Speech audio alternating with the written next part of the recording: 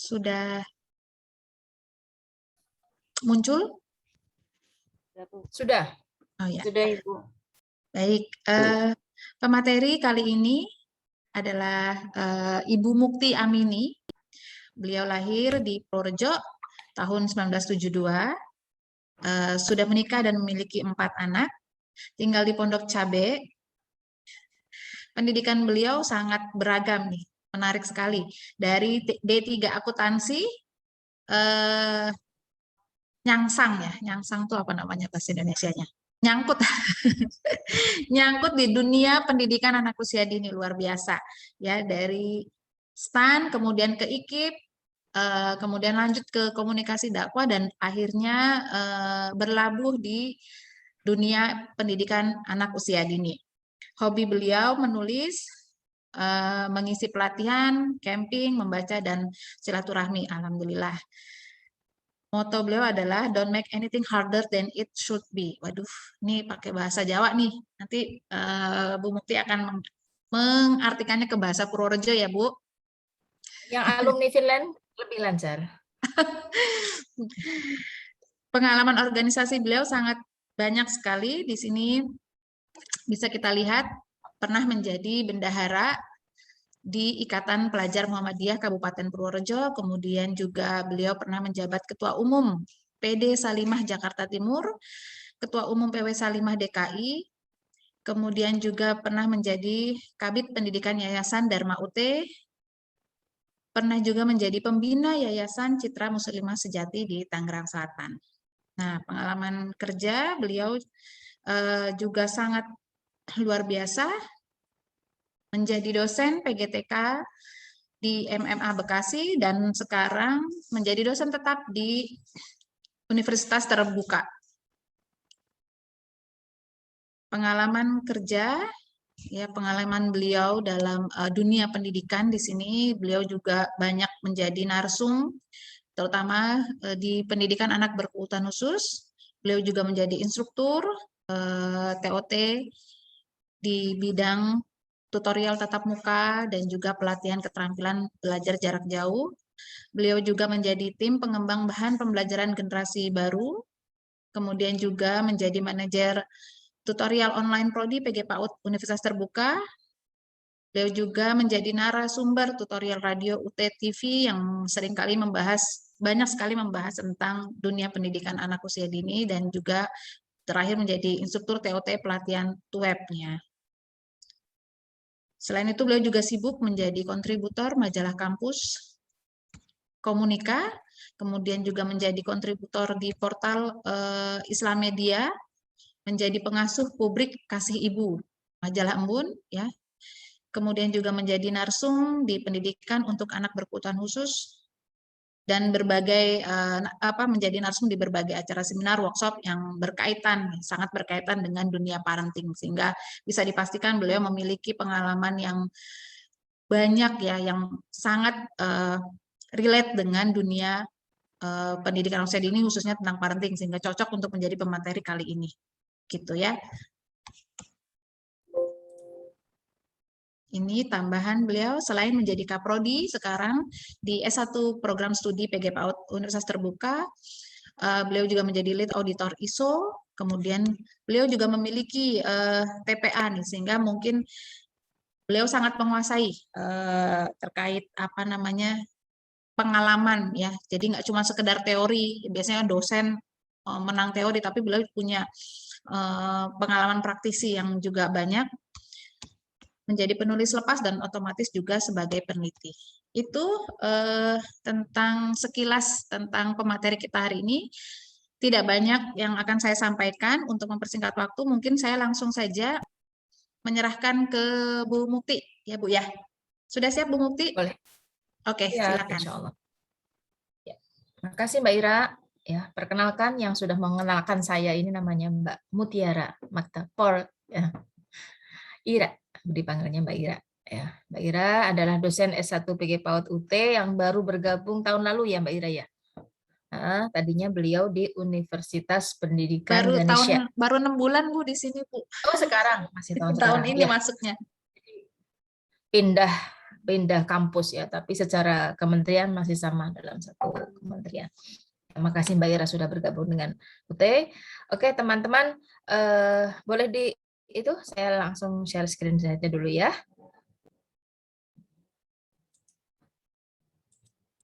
Ya, sudah kelihatan? Sudah ya? Sudah, Bu. Ya, sudah, Bu.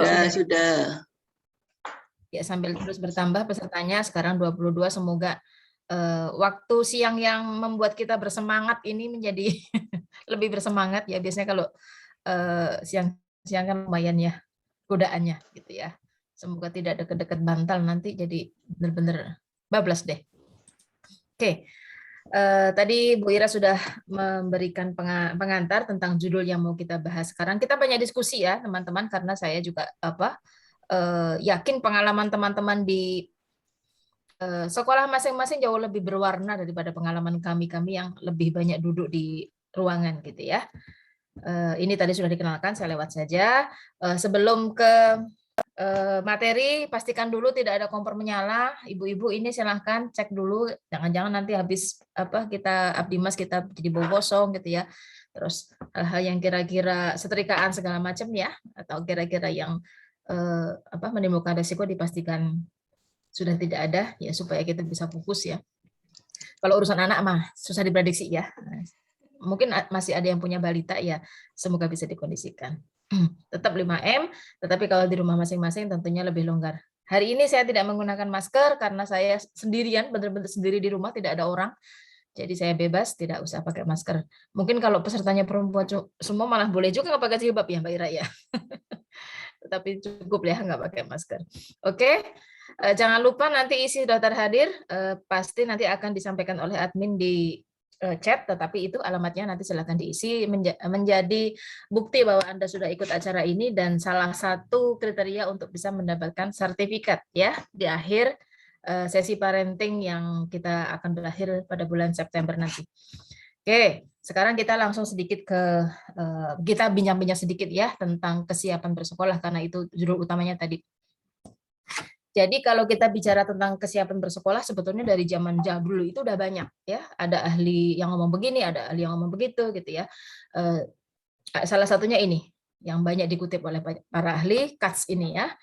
Dia membagi dua kesiapan utama, ada kesiapan bersekolahnya, ada juga kesiapan intelektualitasnya. Artinya apa, kalau kesiapan bersekolah itu lebih kumulatif ya, tidak hanya urusan akademik, tapi bisa juga pengalaman positif bersama keluarga di rumah seperti apa, terus pengalaman di luar orang di rumah ya, dengan tetangga, dengan paman, bibi gitu ya, interaksinya seperti apa, itu tentu akan berpengaruh terhadap bagaimana ketika dia berinteraksi dengan pengalamannya lebih luas lagi ya, bersama dengan anak-anak yang seusianya serta orang dewasa yang sama sekali tidak dikenalnya. Ya, pengalaman-pengalaman positif serta memuaskan ini menjadi bekal yang utama ya. Kalau misalnya itu banyak mendapatkan pengalaman yang negatif, tentu kesiapan bersekolahnya juga nanti akan lebih lama munculnya. Ya, ini menjadi PR ya, menjadi PR bersama guru dan orang tua. Ini kan fungsinya kita ada Abdimas kan di sini untuk bagaimana kita mensinergikan potensi kita ya, kita sebagai guru, bagaimana kita juga melibatkan orang tua dalam upaya tadi mengembangkan atau meningkatkan kesiapan bersekolah ini. Tetapi kalau secara intelektual itu lebih sempit, itu lebih kepada bagaimana seorang anak itu mampu menangkap penguasaan bahasa orang dewasa. Intinya mampu berkomunikasi dengan enak dengan orang dewasa gitu ya. Tidak sebentar-sebentar pakai bahasa tubuh, marah-marah, nangis dan sebagainya gitu ya. Juga mampu menangkap apa yang dibicarakan oleh orang dewasa, nyambung. Ini biasanya justru untuk anak-anak sekarang ya, dengan banjir informasi, apalagi ada gadget segala macam, intellectual readiness ini tampaknya lebih cepat datang daripada yang social readiness ya, kemampuan sosial. Kemampuan sosialnya yaitu tadi, mungkin salah satu PR bersama kita nanti sebagai pendidik adalah bagaimana supaya social readiness ini juga berjalan seiring dengan intelektualitasnya gitu ya. Ini PR banget buat kita. Oke, nah ada juga ahli lain, McCall, ya ini lebih baru, dia hanya memetakan menurut pendapat siapa, menurut apa, pandangan umumnya seperti apa. Kalau orang materialis atau orang tabula rasa lah ya, kalau kita bilang tabula rasa gitu ya, bahwa kesiapan bersekolah itu ya mengikuti aja tahap perkembangan anak. Kalau anak udah umur 5 tahun ya mestinya bisa apa. Kalau anak umur sudah 7 tahun mestinya bisa apa. Itu sudah otomatis gitu menurut mereka. Tergantung kematangan anak itu sendiri, tergantung pada usianya. Tapi kalau orang yang empiris, ya, yang lebih melihat pada faktor lingkungan, dia melihat kesiapan sekolah itu lebih kepada penguasaan akademis. Ya, ini yang sering banget dikeluhkan oleh guru-guru TK ya. Selama ini saya mengajar mahasiswa PGPAUD tuh di sini masalahnya gitu ya. Betapa banyak tuntutan dari orang tua yang mengharapkan sekali begitu lulus anak-anak TK itu sudah mahir calistung. Ini nanti akan jadi persoalan kita bersama ya. Apakah benar seperti itu bahwa anak lulus kelompok B itu harus bisa calistung atau bagaimana? Atau sama sekali haram, nggak boleh ada pembelajaran calistung? Ini nanti bisa kita bahas bersama-sama. Ada lagi pendapat yang pandangan lebih kepada sosial konstruktif ya. Jadi intinya ya tergantung masyarakat atau lingkungan di mana anak itu tinggal. Itu yang akan membentuk kesiapan bersekolah. Misalnya perbandingannya dengan ini, anak yang tinggal di desa dengan anak yang tinggal di lingkungan perkotaan, tentu pengaruh dari lingkungan itu nanti kemudian akan menentukan bagaimana kesiapan bersekolahnya. Mungkin secara sosial anak di desa lebih cepat mencapai ya kesiapannya. Tetapi kebalikannya anak-anak di kota secara umum intelektualitasnya yang lebih dulu berkembang, mungkin sosialnya kalah dengan anak-anak desa ya. Nah, pendapat yang lebih berimbang yang interaksionis ya. Ya, jadi bahwa semua faktor itu, baik itu faktor nature, pengasuhan, faktor lingkungan, faktor sosial, itu semuanya berjalin berkelindan, ya, saling berpengaruh menjadi faktor-faktor yang mempengaruhi kesiapan bersekolah anak. Biasanya yang banyak diikuti oleh para pendidik sekarang yang terakhir ini, ya, interaksionis, ya. Apalagi kalau penelitian-penelitian yang terbaru itu malah memang meletakkan porsi yang besar kepada peran lingkungan, gitu ya. Artinya apa? Artinya oke, bahwa seorang anak itu punya gen cerdas, bahwa seorang anak itu punya gen apa gitu ya, dia punya darah seni gitu ya. Tetapi ketika lingkungan itu tidak menstimulasinya dengan tepat, itu ternyata nggak jadi. Jadi cuma jadi potensi aja, gitu ya. Jadi hasil-hasil riset terbaru itu memang menyatakan jauh lebih besar peran lingkungan daripada peran pengasuhan. Itu yang bukan pengasuhan, peran keturunan. Itu yang bahkan ada seorang ahli yang sampai memprosenkan 70 lingkungan, 30% keturunan. Tapi ya ini belum ada bukti persis seperti itu ya. Dan tentunya setiap kondisi atau setiap wilayah juga akan berbeda. Oke, ini indikator yang bisa kita gunakan untuk melihat kesiapan bersekolah. Ya, kesiapan bersekolah itu artinya untuk menuju SD ya, ibu-ibu, bapak-bapak, ada bapaknya nggak sih? Ada ya. Nah, kalau TK itu kan masih lembaga foto kan kita sebut prasekolah gitu ya. Jadi sebetulnya kesiapan bersekolah ini artinya untuk menuju SD. Karena memang TK itu kan didirikan dengan salah satu visinya adalah untuk menyiapkan anak memasuki masa sekolah gitu. Ya, artinya ketika dia sudah lulus TKB, mestinya ciri-ciri ini akan terpenuhi ya. Tinggi, berat, badannya seimbang, memiliki motorik kasar dan halus yang standar. Kita kan sudah punya ya, yang guru-guru di TK pasti tahu tuh, anak kelompok B itu motorik kasarnya harus bisa apa, motorik halusnya bisa apa, emosinya juga stabil, ya, mampu memahami orang lain, tidak menangan sendiri, ya, bisa berinteraksi dengan guru dan sebagainya. Inilah fungsi-fungsi TK yang tidak bisa digantikan kalau anak-anak hanya melakukan pendidikan atau dididik informal benar-benar di rumah saja. Ya, karena kan kalau di rumah kan orang-orang dewasa itu kan orang-orang yang biasanya ngalahan gitu ya sama anak gitu ya, daripada nanti anak rewel orang tuanya ngalah, apalagi sama pembantunya mungkin ngalah melulu. Tetapi ketika dia berinteraksi dengan anak-anak lainnya sebaya, dengan guru-gurunya, dia akan merasakan artinya menang, kalah, ya, artinya harus bergiliran dan sebagainya, itu dia rasakan ketika berinteraksi dengan banyak orang. Nah, yang menarik coba kita perhatikan ya, untuk kemampuan kognitif dan pengetahuan umum, ya, ini baru sampai seperti ini, mengenal bentuk, warna, ukuran, dan jarak benda, mengenal huruf dan angka. Tidak bisa disebutkan sebagai mampu membaca dengan lancar, enggak ada. gitu ya. Jadi kesiapan bersekolah itu sebetulnya standar sekali. Artinya apa? Artinya kalau menggunakan standar ini, guru kelas 1 dan 2 itu masih memiliki kewajiban moral untuk juga mengajarkan membaca, menulis, berhitung pada anak gitu ya. Tidak dibebankan kepada guru TK saja. Karena kalau apalagi kalau kita menggunakan definisi anak usia dini menurut WHO yang 0 sampai 12 tahun itu. Bahkan sampai dengan kelas 3 itu anak-anak masih anak usia dini. Jadi menjadi kewajiban guru SD kelas rendah juga untuk lebih mengenalkan anak membaca. Dan saya rasa pengalaman di lapangan mungkin nanti bisa Bapak Ibu yang di SD juga bisa cerita ya. Benar nggak anak-anak kelas 1 itu semuanya sudah lancar gitu ya. Nah, ini perkembangan bahasa untuk masalah komunikasi, bagaimana dia mampu bertanya, bagaimana dia bisa memahami orang lain ngomong apa gitu ya. Terus mampu mengungkapkan perasaannya sendiri kalau pengen pipis bagaimana, kalau misalnya udah kekenyangan bagaimana, dan seterusnya gitu ya. Sampai kemudian mencontoh tulisan. Jadi bukan menulis sendiri dalam arti dikte, tidak, tapi baru mencontoh. Dan juga tentang motivasi. Ini nanti tidak usah disalin ya, kita nanti saya bagi saja dari grup ya, di grup. Oke, sekarang, nah sebelum ke sana kita kuis dulu deh, mumpung masih siang-siang ya. Saya punya ini, silahkan.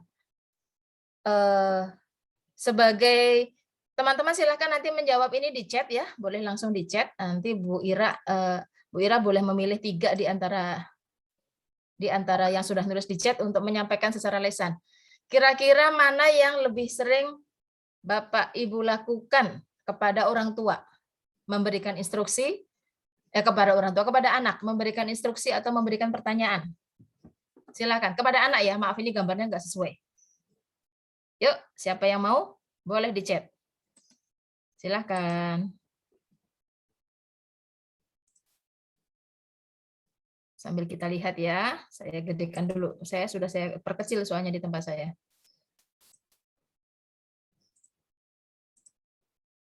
Yuk, siapa nih? Baru 1. Ada lagi 2. Berikan pertanyaan. Bu Ira, Bu Kokom. Ada lagi silahkan. Kita sekarang ber-28.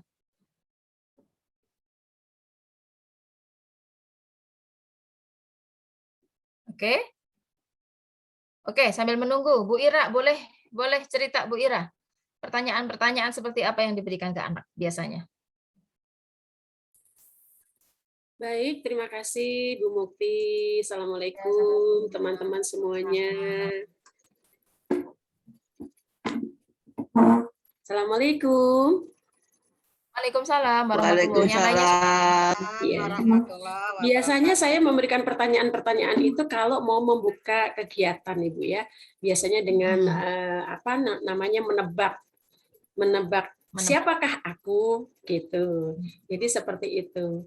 Jadi sebelum memulai kegiatan biasanya saya bertanya kepada anak-anak apa yang mereka ketahui tentang materi yang akan saya berikan, seperti itu. Jadi anak-anak menurut Bu Ira akan lebih fokus dengan diberikan pertanyaan atau langsung penjelasan? Pertanyaan Bu, karena karena anak-anak itu kita libatkan, seperti itu. Oke. Ya, ini jadi, Bu Ira mewakili TK ya, silahkan ya, lanjut. Betul. Oke, jadi dengan pertanyaan, jadi ada trigger ya buat anak-anak untuk berpikir, oke. Terus langsung baru masuk ke penjelasan. Iya, apalagi melalui tebakan-tebakan siapakah aku dengan memberikan clue-cluenya begitu. Jadi anak-anak lebih fokus daripada harus menjelaskan. Apalagi kalau tidak ada medianya, seperti itu, Bu. Iya. Oke. Jadi lebih melibatkan anak-anak. Jadi semangat gitu ya. Iya. Wah, ini memberikan pertanyaan. Membangun jawabannya semangat. sama. Yang mewakili SD, Bu Kokom dan Bu Marwiyah di SD juga atau di TK, silahkan. Bu Ira sudah mewakili kelompok TK, silahkan salah satu, entah Bu Kokom atau Bu Marwiyah, monggo. Ya, terima kasih Ibu Mukti. Assalamualaikum warahmatullahi wabarakatuh. Waalaikumsalam warahmatullahi wabarakatuh. Iya, Kalau saya, Bu, biasanya untuk mengawali pelajaran saya selalu yang pertama saya tanyakan kepada anak-anak bagaimana kabarnya anak-anak, terus melihat kondisi anak-anak. Kalau mereka kurang semangat, biasanya saya pancing dengan dengan pertanyaan. Terus saya mengajak anak-anak itu dengan buat mereka mau berpikir dulu supaya mereka lebih semangat untuk mengikuti pelajaran yang akan kita sampaikan. Misalnya karena saya juga mempertanyakan untuk masuk ke materi yang akan kita ajarkan, untuk membahas itu saya bertanya dulu tentang materi-materi yang sebelumnya gitu. Supaya ketika mau mulai belajar anak-anak itu sudah siap, terus itu mereka lebih semangat. Yang biasanya anak-anak itu kan kalau kita awal itu mereka masih banyak lemes, kayak belum gairah, masih cemberut gitu. Bagaimana kita bisa memancing, membuat suasana menjadi hidup gitu. Seperti itu, Bu. Ya, terima kasih. Bu Kokom ngajar kelas berapa, Ibu? Saya ngajar kelas 3 sama kelas 6, Bu. Oh, 2 ya. Ya, bidang studi, ngajar PAI. Oh, bidang studi PAI ya. Iya, Bu. Ya, oke. Ya, makasih ya. Jadi anak-anak SD juga lebih suka dengan pertanyaan-pertanyaan yang membuat mereka berpikir. Tambah satu lagi nggak apa-apa, mumpung pas 3. Bu Marwiyah, silahkan. Dari SD mana atau TK mana? Dari TK, Ibu. Terima kasih banyak atas waktunya. Dari TK, Ibu. Jadi silahkan, kalau biasanya mana, sih TK Al-Aqilah, Ibu, Pondok Aren. Oke. Jadi ketika kita mau mengajar, biasanya sih kita berikan satu pertanyaan-pertanyaan terhadap anak. Biasanya itu hanya sebagai stimulan aja, Bu ya. Jadi merangsang anak, keaktifan mereka nanti di kelas. Terus kita juga flashback apa yang pernah kita sampaikan kemarin. Jadi itu menambah stimulan aja sih sebenarnya. Jadi dengan pertanyaan-pertanyaan, intinya kelasnya akan hidup. Saya pernah ngajar juga sih di SD ya. Jadi dengan pertanyaan tersebut, jadi TK, SD sama saya rasa kelas 1 sampai kelas 3 itu sama dengan TK ya. Jadi mereka juga dunianya kan dunia bermain juga gitu kan. Kelas 1, saya pernah ngajar kelas 1, jadi sama, Bu, pembelajarannya. Jadi kita memberikan satu pertanyaan sebagai stimulan, bahwa di kelas itu nanti insya Allah dengan adanya pertanyaan, mereka kan akan memberikan satu jawaban-jawaban yang istilahnya lebih aktif lah gitu ya. Itu aja mungkin tambahannya, Bu. Terima kasih banyak. Ya, makasih, bagus ya. Dengan kondisi yang beraneka ya, Bu Marwiyah malah mengalami 2 kondisi ya, pernah di SD, pernah di TK. Nah, untuk yang kelas tinggi ada nggak di sini dari SD kelas tinggi? Belum ada ya. SD kelas rendah aja. Saya sendiri sebagai murid SD, saya mau berbagi pengalaman aja nih. Zaman saya SD, saya mendapatkan pertanyaan itu rutin, artinya guru membuat event namanya itu sarapan pagi. Sarapan pagi itu pertanyaan yang diberikan kepada seorang anak, jadi anaknya itu giliran maju ke depan sesuai absen aja.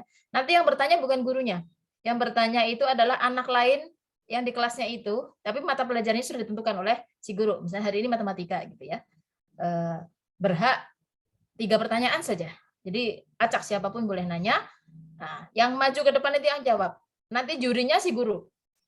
Nah, nilainya berapa itu ditulis oleh sekretaris kelas di buku harian sarapan pagi. Ternyata itu menjadi menarik, dan buat saya yang sudah setua ini, saya SD kan berarti berapa puluh tahun yang lalu tuh. Itu berkesan banget gitu ya. Dan ternyata cukup membantu kita untuk mereview sukarela. Artinya kalau anak-anak dipaksa baca itu kan agak berat, tetapi ketika mereka bertanya jawab itu kan mereka seperti sebenarnya sedang mereview materi kan. Nah, mereka mendapatkan sendiri jawaban ala mereka gitu, tidak harus penjelasan dari guru. Jadi guru lebih nyaman juga tinggal juriin gitu, tinggal menjadi juri. Nah, nanti silahkan diadopsi yang seperti ini mungkin untuk anak kelas tinggi ya. Kalau untuk anak kelas rendah kayaknya belum, apalagi yang untuk anak kelas 6 yang mau ujian dan sebagainya. Saya rasa model-model seperti ini oke saja, apalagi untuk model PJJ sekarang. Saya rasa sangat bisa ya diatur bagaimana supaya yang seperti ini bisa berjalan. Oke, Bu Ira, absennya mungkin nanti ya, nanti insya Allah diberikan ya. Oke, kita lanjut ke materi ya. Saya lanjutkan dulu. Jejaknya saya buang dulu. Masih kelihatan? Saya kok nggak bisa pindah ke, nah oke. Saya pindah dulu ke slideshow. Ini sudah, sekarang masuk ke sini. Nah, siapa saja sih sebetulnya yang menjadi sasaran dari parenting? Ya meskipun namanya parenting atau keorangtuaan, tapi sebetulnya kalau menurut sisi pendidikannya enggak juga cuma mereka, sebenarnya sampai juga kepada masyarakat sekitar bahkan gitu ya. Orang-orang tua yang anaknya belum masuk ke TK atau SD tersebut, bahkan calon orang tua itu juga sebetulnya lebih luas lagi menjadi salah satu sasaran program parenting. Artinya kalau mau lebih luas itu jadi program pelibatan orang tua dan masyarakat. Itu semuanya tergabung di program parenting. Memang yang menjadi inti banget, yang menjadi kewajiban kita yang tengah ini gini ya. Karena ini yang memang anak-anaknya kita didik, tetapi yang level kedua dan ketiga di luarnya ini juga kalau mungkin juga jangan dilupakan meskipun tidak seintens yang paling dalam gitu ya. Mungkin dengan adanya apa tuh biasanya kalau di TK itu apa opening apa sih Bu Ira, saya lupa namanya kalau di Ananda itu kan ada ya yang untuk para masyarakat bisa datang. Nah itu bagian dari program parenting sebetulnya. Oke, kita lanjutkan. Nah ini bagaimana sih caranya? Ini ada beberapa cara yang disarankan ya, secara umum seperti ini. Karena memang kebutuhan orang tua berbeda-beda, tentu kita harus identifikasi dulu. Ya kalau kayak sekarang gampang lah ya, pakai Google Form itu ibaratnya. Mereka diminta ngisi maunya apa sih kegiatannya, atau temanya apa gitu ya. Dan sebisa mungkin bukan gurunya yang jumpalitan gitu ya, karena kan tugas guru kan sudah banyak nih. Kalau kemudian guru juga harus yang menjadi panitia intinya ya gempor gitu ya. Tetap kita harus nanti melibatkan komite di sini ya, kepanitiaan yang unsurnya itu lebih banyak kepada komite. Guru ada di situ tetapi lebih kepada memantau ya, mengawasi. Terus kemudian dibikinlah job description seperti apa. Ini biasanya kalau komitenya aktif, cepet nih bikin gini-gini. Jadi kita arahkan sebentar, nanti mereka yang bikin sendiri, ya sampai bikin program kerja kalau mungkin 1 tahun. Kalau sekarang uncertainty-nya, kondisi ketidakpastiannya kan tinggi banget. Mungkin oke lah 1 semester dulu, kita nggak tahu nanti semester depan masih PJJ atau sudah boleh PTM. Oke lah bikin 1 semester dulu. Nah, itu silakan aja. Sampai dibikin time schedule yang rapi gitu ya, bulan apa, minggu apa. Nah, terus identifikasi potensi. Saya yakin kan orang tua yang menyekolahkan anaknya di sekolah kita itu beragam ya profesinya. Kalau program parenting itu masih bisa dihandle oleh salah satu dari orang tua, itu oke banget. Jadi menghemat biaya, misalnya ada yang dokter, ada yang ahli gizi, ada yang chef dan sebagainya, itu kan tinggal diminta aja ya, nggak usah pakai honor gitu ibaratnya. Itu kan identifikasi potensi. Tetapi kalau tidak ada, berarti kita mesti bermitra. Nah, bermitra ini silahkan ya. Yang paling gampang ya yang memang kita sendiri juga punya channel, mungkin punya yayasan apa atau mungkin toko apa gitu ya untuk program parenting, silakan aja. Terus ya harus action ya, kalau cuma proker aja nggak jadi-jadi. Oke. Nah, sekarang kita akan bahas satu persatu. Ini cara lain bagaimana kita bisa melibatkan orang tua, kita sebagai guru ya. Karena kalau kita sendirian kan pendidikan anak itu kan pada hakikatnya intinya kan tanggung jawabnya di orang tua sebetulnya gitu ya. Tetapi sering kondisinya adalah ketika orang tua sudah menyekolahkan anaknya ke sekolah, apalagi kalau sekolahnya merasa dia sudah bayar mahal gitu, kadang-kadang orang tua ya pokoknya itu tanggung jawab gurunya. Nah, yang seperti ini yang perlu kita luruskan bareng. Jadi sebenarnya yang bersekolah itu nggak cuma anaknya, ya, orang tua juga perlu bersekolah dalam tanda petik ya. Jadi melalui program pelibatan ini. Ya, yang pertama tentu harus kesepahaman visi misi dulu. Ini dicapai di mana sih? Ini kuncinya biasanya di wawancara awal PMB ini.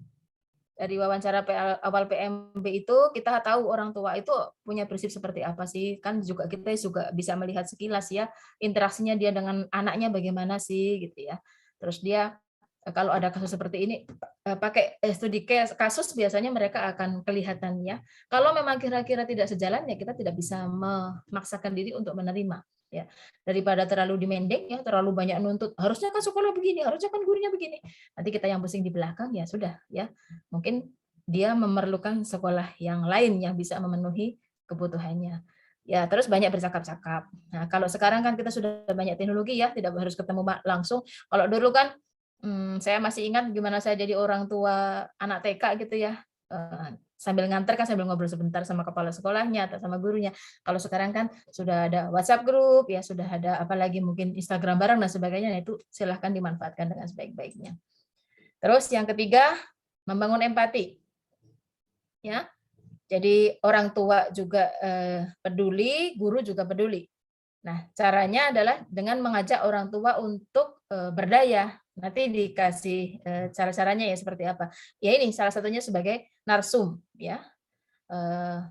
Sekedar sharing session atau apa gitu ya. Narsum itu kan tidak berarti harus yang pakar gitu ya, tetapi sekedar berdiskusi praktek baik di rumah seperti apa, mana yang bisa dijadikan contoh, mana yang enggak, itu sudah oke banget.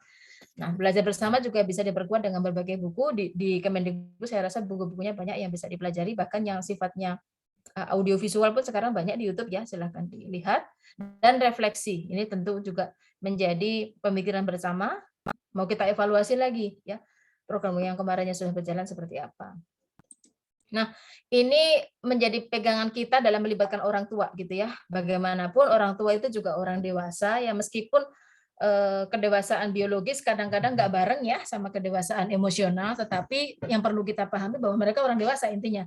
Sehingga bagaimanapun yang paling penting yang terakhir ini ya, sifatnya itu kita lebih berbagi pengalaman ya, bukan ngasih instruksi, ngasih materi gitu ya, apalagi merasa dipojokkan, itu jangan sampai ya. Intinya kita adalah berbagi pengalaman, sharing session ya, bagaimana supaya pendidikan yang dilaksanakan di rumah dengan yang di sekolah itu bisa saling menopang gitu ya, saling sinergi. Itu yang utama seperti itu. Boleh dengan bantuan orang lain di mana di situ ada narasumber, boleh juga memang benar-benar relate antar para orang tua itu sendiri. Kalau itu sudah bisa dibangun ya nggak perlu narasumber dari luar, lebih enak lagi gitu ya.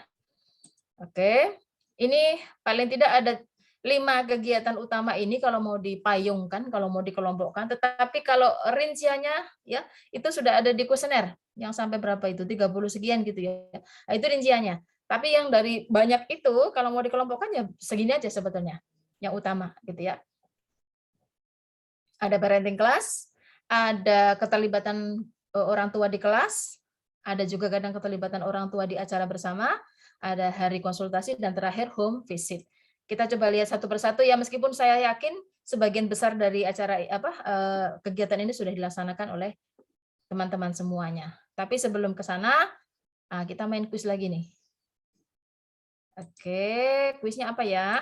Nah, ini sikap orang tua kepada Anda yang Anda rasakan A atau B. Silahkan jawab di chat. Yuk, 1, 2, 3.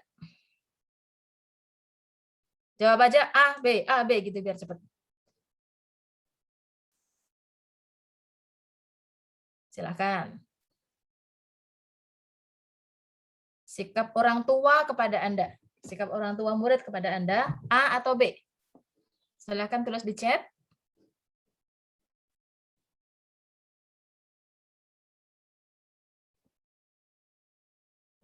Ya, Bu Marwiah sudah menjawab. Silakan. B. Oke, A. Wah, Bu Ira A. Waduh. Ada yang B, ada yang A. Silakan. Berdasarkan pengalaman masing-masing, nggak apa-apa, kita kan suka dukanya ada ya. B, banyak yang B nih. Silakan. Terus B.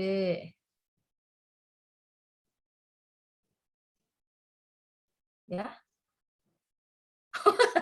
Oh, diralat jadinya B. Ternyata B maksudnya. Berarti B semua dong ya. B. Maksudnya Wah, kayak B. Hah? Ya, maksudnya kalau B ini yang berbicara pada guru dengan membangun empati orang tuanya. Kalau yang A, orang tuanya itu yang ya tadi demanding, berbicara dengan wibawa, kesannya itu menuntut ya, minta ini itu gitu. B semua ya. Oh, ini udah kompak nih, Tangerang Selatan udah bagus ya. Orang tuanya kayaknya sudah dilibatkan semua ini berarti nih. Boleh deh yang tadi belum berbicara, Bu Wing dulu, boleh Bu Wing, silahkan. Seperti apa contohnya? Iya Bu, jadi biasanya orang tua itu baik secara langsung di WA, secara pribadi atau kadang-kadang juga ada yang nelpon, itu biasanya mereka menunjukkan dulu permasalahan mereka. Bu, anak saya tuh begini, jadi membangun empati dulu. Baru habis itu menanyakan, jadi kira-kira saya melakukan ini benar atau tidak ya Bu, gitu. Tapi itu biasanya setelah orang tua itu melihat pada saat saya Zoom atau video call dengan anak-anak. Jadi sebelum kegiatan sekolah ini, sebelum kegiatan sekolah, ada juga orang tua yang bilang, jadi Bu, selama ini saya salah ya Bu ya kalau ngomong dengan anak. Jadinya pada waktu setelah melihat saya Zoom dan itu kan saya banyak memberikan pujian gitu, lalu banyak orang tua baru nanya gitu. Jadi membangun empati dulu Bu dengan kondisi anaknya. Kalau anak saya pemalu Bu, jadi kayaknya kemarin saya salah ya Bu ya gitu. Jadi itu Bu yang terjadi selama ini gitu. Bagus. Ya, berarti gurunya juga senang kan kalau orang tua sudah membangun empati gitu ya, nggak nyalain gurunya gitu ya. Oke. Yang lain boleh silahkan. Makasih banget Bu Wing. Dari SD, siapa yang SD salah satunya silahkan. Jangan yang tadi lagi. Bu Sofa SD kah? Bu Sofa Marwah SD apa TK? Silahkan. Atau mau ada yang langsung boleh. Raise hand aja langsung yang merasa SD. Boleh. Tapi kadang-kadang A juga ya. Ya nggak tentu ya. Ya, orang tua kan juga manusia ya. Mungkin ada juga yang lagi moodnya bagus, begitu dia lagi punya masalah di PHK dan sebagainya, akhirnya gurunya yang kena gitu kan, bisa juga kan, replacement kan, itu kalau teori psikologi namanya replacement, pengalihan. Iya Bu Mukti, ya. Ini Bu, tambahan Bu, ya kadang benar Bu, kadang nggak semua sih, kadang ya kalau orang tua yang bijak, yang lebih ini biasanya untuk komunikasi dengan guru itu dia biasanya membangun empati dulu gitu, kadang menyampaikan tentang kondisi anaknya, mengetahui kekurangan anaknya. Tapi ada juga yang tipe orang tua itu kadang selalu ingin menonjolkan, melebihkan anaknya Bu gitu. Maksudnya apalagi kalau misalnya itu guru itu berbuat kesalahan gitu, yang mungkin menurut orang tua itu seharusnya nggak boleh dong dilakukan oleh guru, misalnya tanpa sadar, misalnya guru berucap atau mengajarkan materi yang menurut dia tidak mengena gitu ya, tidak pas. Nah, itu terkadang ada orang tua yang tipenya langsung menyalahkan Bu. Terus blaming. Iya, seakan-akan pokoknya ya menganggap ya tuh guru nggak pantas, seharusnya nggak seperti itu Bu Mukti. Iya, ya karena semua ya, karena saya pikir nggak semua, alhamdulillah kalau semua orang tua bisa berlaku bijak, bisa memahami kondisi gurunya dan mengetahui kalau misalnya ya kerjasama yang baik lah antara guru sama orang tua. Tapi kan terkadang juga ada orang yang tua yang merasa menilai, oh anak saya ini yang paling baik, yang bagus. Pokoknya ketika guru menyampaikan sesuatu yang benar mengenai anaknya, kadang dia nggak mau terima gitu. Kalau hal itu ya, kalau hal itu kira-kira ya menurut dia, oh anak saya nggak seperti itu, anak saya pokoknya bagus, lebih super lah, seperti itu Bu Mukti. Terima kasih.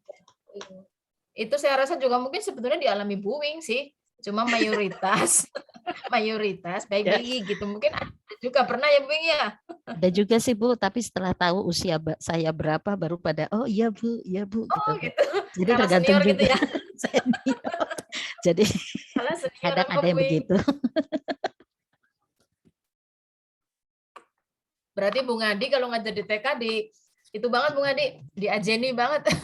Kalah senior kalau semua. Tahun lalu ada Bu Mukti. Iya, kalau tahun lalu ada orang tua yang seperti itu, tapi yang tahun sekarang ini sepertinya para orang tua mental PJJ-nya tuh sudah lebih baik. Dan kesadaran untuk tetap belajarnya, anak tetap sekolah itu juga sudah lebih baik. Jadi pendampingannya agak berbeda Bu dengan yang tahun lalu yang saya rasakan Bu. Kalau tahun lalu itu kan kita semuanya tidak siap ya, guru nggak siap, orang tua nggak siap, anak apalagi lebih nggak siap, pemerintah aja nggak siap. Jadi kita itu kalang kabut semuanya, panik ya. Tapi kalau sekarang saya rasa sudah lebih tertata. Nah, jadi kemarin itu memang jadi sarana bagi yang tidak sabar dengan kondisi itu biasanya saling menyalahkan akhirnya gitu. Jadi ya udah, mau bagaimana lagi, ya, sabar aja gitu ya. Mungkin ada pengalaman lain, silahkan dari yang selain Deka nih. Tadi kan Bu Kokom sama Bu Wing orang Deka semua nih. Silahkan, yang dari Tangerang Selatan yang lain, Bu Siti Danisah atau Bu Riri Jariah, silahkan, boleh?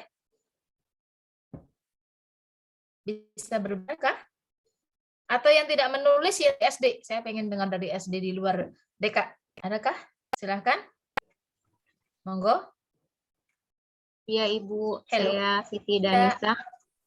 Oh boleh, Bu Siti, silahkan cerita. Iya, kalau menurut saya sih sama seperti teman-teman yang lain ya Bu ya. Namanya orang tua itu kan berbeda-beda. Terkadang mungkin hatinya lagi senang atau lagi gimana gitu kan. Sama seperti teman-teman yang lain juga sih. Kebetulan saya tahun ini dapat di SD. Jadi hampir sama karena kan saya kebetulan megang kelas 1, jadi peralihan dari TK ya. Kemudian juga kebanyakan dari orang tua yang di TK itu kan yang sekolahnya ke SD dengan sekolah yang sama itu kan pasti lebih mengenal. Jadi komunikasinya pun sama seperti yang lebih banyak ke yang ke B sih Bu kalau dibilang untuk hal dalam kegiatan sehari-hari pembelajaran atau seperti apa gitu. Ya karena sudah punya hubungan baik juga kan ya dari berawal di TK, benar. Jadi gurunya pindah, orang tuanya ikut pindah. Sama-sama. Iya. Terima kasih Bu Danisah ya. Iya. Oke, kita lanjutkan dulu ya karena sekarang udah jam. Oke, lanjutkan sedikit lagi.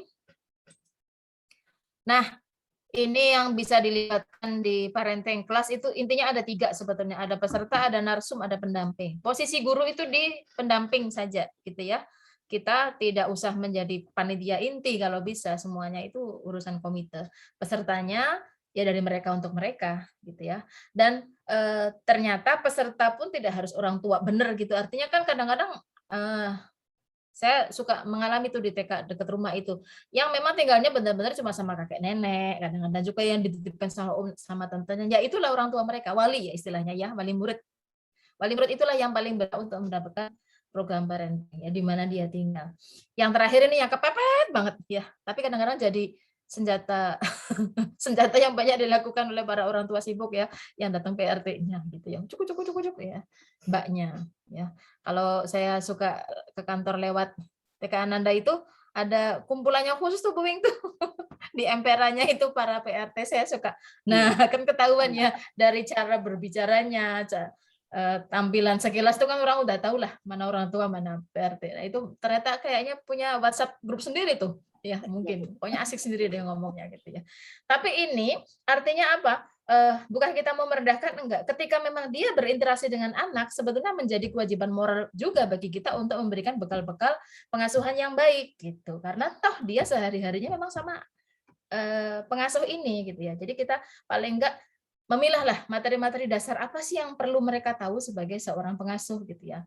Minimal paling enggak tentang perlindungan terhadap kecelakaan diri, tentang pelecehan seksual gitu-gitu tuh sengaja gitu yang kita kumpulkan tuh si mbak-mbak ini. Nah, kalau yang seperti ini memang kerjasama dengan orang tuanya kita harus lebih intens ya. Mungkin bukan kita yang memberikan, tapi artinya permasalahan ini kita sampaikan kepada orang tua lain. Nah, siapa aja yang di sini yang biasanya yang ngeten mbak-mbaknya. Nah, nanti kapan-kapan bikinlah di arrange acara yang sesama mbak aja gitu yang dikumpulin gitu ya. Nggak nyampur sama orang tua. Kalau nyampur sama orang tua kan grogi ya. Nggak pede lah pasti si mbak-mbak itu. Memang benar-benar mbaknya, terus dicarilah narsum yang memang bisa menjangkau gaya bahasa mereka. Kalau kita mungkin ketinggian kali. Atau siapalah ya yang ahli komunikasi yang bisa menyampaikan materi-materi dasar yang memang seharusnya dimiliki oleh mereka sebagai pendidik anak selama orang tuanya tidak di rumah gitu. Itu juga bisa menjadi ladang parenting ya sebetulnya. Nah, narsumnya kita sudah biasa rasanya psikolog, ahli pendidikan, chef ya, termasuk para medis, semuanya masuk di sini ahli ABK. Nah, pendampingnya ini kita dari guru sampai kemudian pengurus organisasi, mau IGTKI atau PGRI untuk SD dan seterusnya. Oke. Nah, ini beberapa alternatif untuk kegiatan parenting class ya. Bisa ceramah biasa, bisa sharing session, berbagi pengalaman tadi ya. Mungkin kalau untuk mbak-mbak itu sharing session lebih oke gitu ya. Lebih pas buat mereka. Nanti dikasih film atau apa, oh harusnya seperti ini, contoh non contoh, diskusi kelompok. Kalau Sarah Sehan kan dari ahli simulasi. Nah, simulasi ini mungkin nanti ada yang praktek gitu ya. Atau belajar keterampilan tertentu kan ada tuh booming-boomingnya rajut, wah semua orang tua bawa rajutan gitu ya sambil nunggu. Itu enggak apa-apa. Itu sebetulnya kalau misalnya kita kelola dengan bagus bisa juga menjadi program parenting. Jadi sekalian aja diajarkan kepada semuanya, dibikin berapa paket gitu ya dalam satu waktu gitu ya. Misalnya 3 kali belajar nanti dapat sertifikat dari TK-nya gitu-gitu kan oke aja. Padahal narsumnya mah ya antara orang tua aja. Kita nggak usah manggil-manggil yang mahal. Kunjungan lapangan ini juga bagian dari parenting class. Kunjungan lapangan kemana sih? Ya bisa ke TK lain, bisa ke mana gitu ya yang memang bukan shopping ya, shopping bersama mah lain gitu ya. Kunjungan lapangan yang memang membuka wawasan edukasi lah intinya gitu ya. Kayak contohnya misalnya dulu itu suka ada yang ke Indofood itu kan bikin tuh ya cooking class untuk para orang tua, itu boleh banget dilaksanakan sebagai program parenting dan free, yang bayar itunya bahannya bahannya bayar, yang seingat saya seperti itu. Atau perusahaan-perusahaan yang membuka peluang-peluang seperti itulah silahkan ya. Dan praktek itu artinya di sini praktek mengajar. Oke. Nah, kalau ini keterlibatan orang tua di kelas, jadi intinya adalah menjadi guru bantu. Kalau guru utama kan pasti Bapak Ibu semua ya. Emang nggak merepotkan? Ya enggak lah, paling enggak ini kan cuma 1 semester sekali atau 1 semester 2 kali, silahkan gitu ya. Fungsinya apa? Ternyata bagus banget ini buat para orang tua itu sendiri. Kalau pengalaman saya, yang tadinya orang tuanya itu sangat demanding, sangat menuntut gitu ya, apa-apa tuh pokoknya kesalahan guru, ketika sudah dilibatkan pada ini, dia diajak untuk praktek di kelas, tuh nyadar gitu, ternyata capek jadi guru, ternyata harus sabar banget, aduh maaf ya selama ini saya suka ngomel. Nah, itu kan jadi terbangun empatinya gitu ya, mungkin selama ini dia melihatnya ke anaknya aja gitu ya, kok seperti ini, padahal mungkin itu memang masalah pribadi anaknya. Step-stepnya bisa semuanya, bisa sebagian, ya tergantung, ini biasanya pakai kesediaan gitu ya. Kan ada juga memang orang tua yang, aduh kalau terlibat di kelas, enggak deh, saya emang nggak ada bakat ngajar sama sekali, saya nggak bisa nemenin anak-anak, atau saya kerja full, dan sebagainya. Ya, jadi ini volunteer, tetapi bisa bergilir ya. Tidak juga berondongan, artinya misalnya satu kelas 20 anak, terus 20 orang tua masuk pula di situ, nggak jadi belajar ya. Jadinya arisan, ribet. Ya cukup paling maksimal 2 atau 3 orang tua ya dalam satu waktu itu. Kapan lagi digilir lagi, misalnya sebulan sekali gitu ya, 3 orang tua lagi dan seterusnya. Itu saya rasa akan membangun berbagai perasaan positif, juga mereka sendiri jadi mengerti betul apa sih sebetulnya yang dilakukan di sekolah sama anak-anak itu gitu ya. Jadi dia tahu betul. Nah, kalau acara bersama ini saya nggak usah jelaskan ya, udah biasa ya terlibat gitu ya parenting di sini. Artinya ini yang sudah kita biasa laksanakan itu juga sebetulnya bagian dari program parenting. Nah, ini mungkin yang belum ya, hari konsultasi orang tua. Karena sekarang kita PJJ sih ya, kita hari konsultasinya banyak lewat WhatsApp. Jadi kan booming tuh ya. Jadi hari konsultasinya 7 kali 24 jam ya Bu ya, nggak pakai hari lagi gitu ya. Tetapi kalau nanti memang sudah PTM, kita punya hari khusus itu sebetulnya lebih nyaman ya, bisa individu, bisa kelompok. Kelompok itu misalnya 2-3 keluarga sekaligus, kita sharing di situ, kelompok kecil. Kenapa sih kok harus kelompok? Karena kalau klasikal tuh orang tua kan nggak nyaman juga ya, mau cerita-cerita yang sifatnya non contoh, kalau terlalu banyak kan dia kayak buka aib sendiri gitu ibaratnya. Padahal sebetulnya yang kita bahas adalah masalah anak-anak. Nah, ini boleh silahkan gitu ya, dilakukan memang di sekolah dengan perjanjian gitu.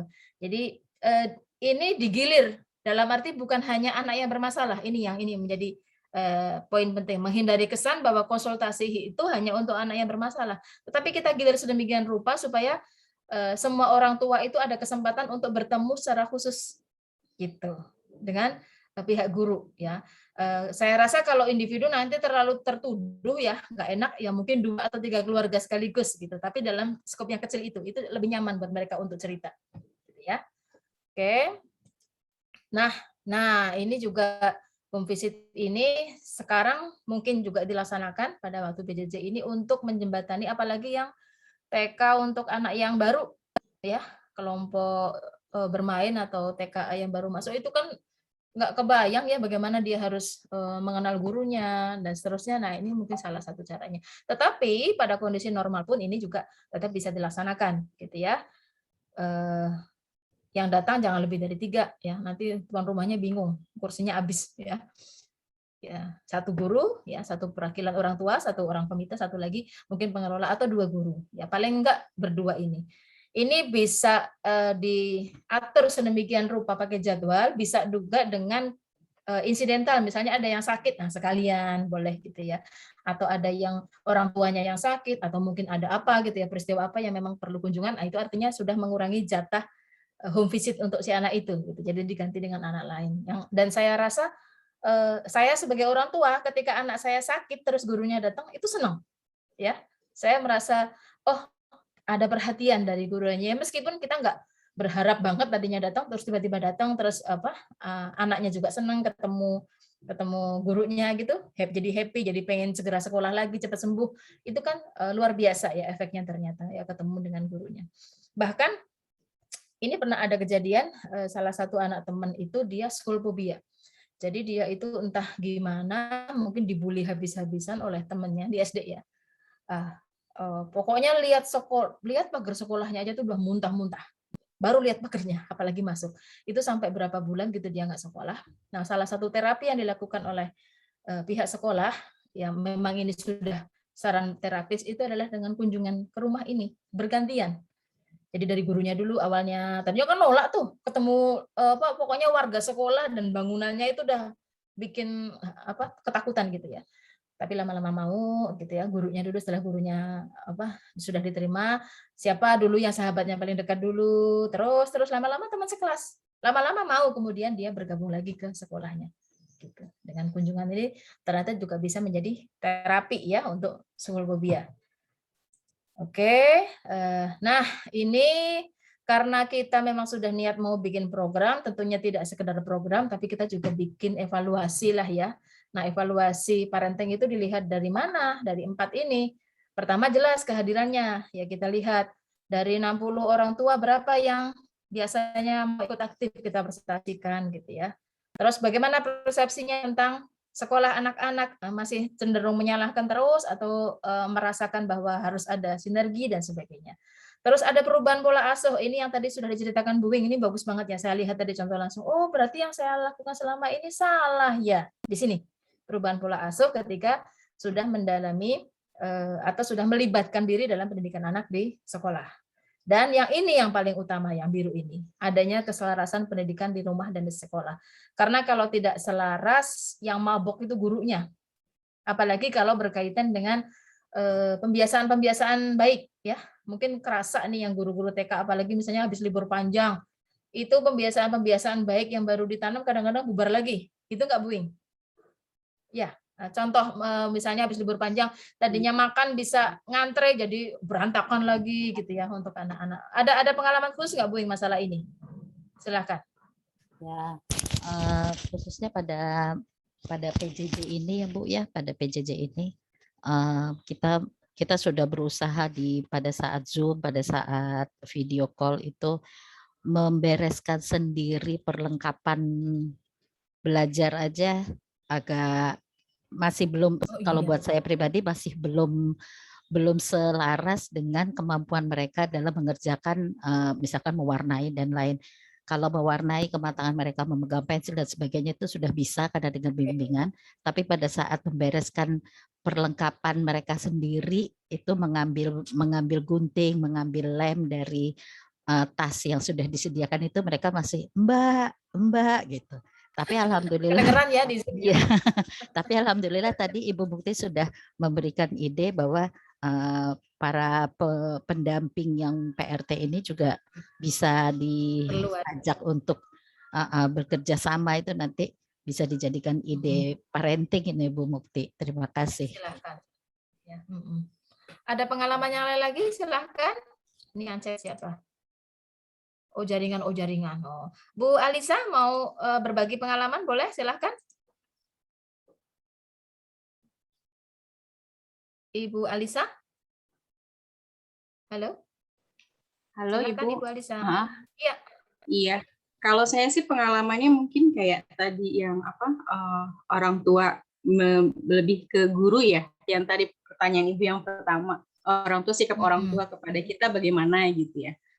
Kalau tadi itu saya menarik, saya pernah punya pengalaman itu orang tua yang ibu bapaknya bekerja, kemudian ibunya berhenti bekerja, mereka sudah terpola dengan sistem pekerjaan, tiba-tiba berhenti, kemudian mereka aktif di sekolah dan lebih vokal akhirnya gitu. Jadi yang seperti yang sedikit mendikte kami gitu kan. Nah disitulah kami memberikan vokalnya lebih karena mereka terbiasa dengan pola pekerjaan mungkin ya gitu ya. Terus tiba-tiba berhenti, mereka lebih berkecimpung di sekolah, kemudian ya akhirnya justru yang tadinya mereka menerima dengan ide kami, tapi pas ketika mereka sudah lebih berkecimpung, lebih detail gitu kan, ini harus bagaimana atau bagaimana gitu kan.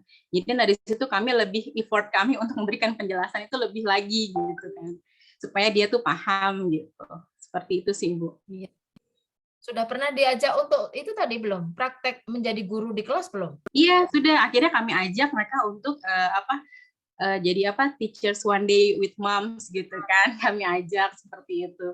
One days with mom, mereka storytelling dan sebagainya, dan kadang cooking time sama mereka gitu kan.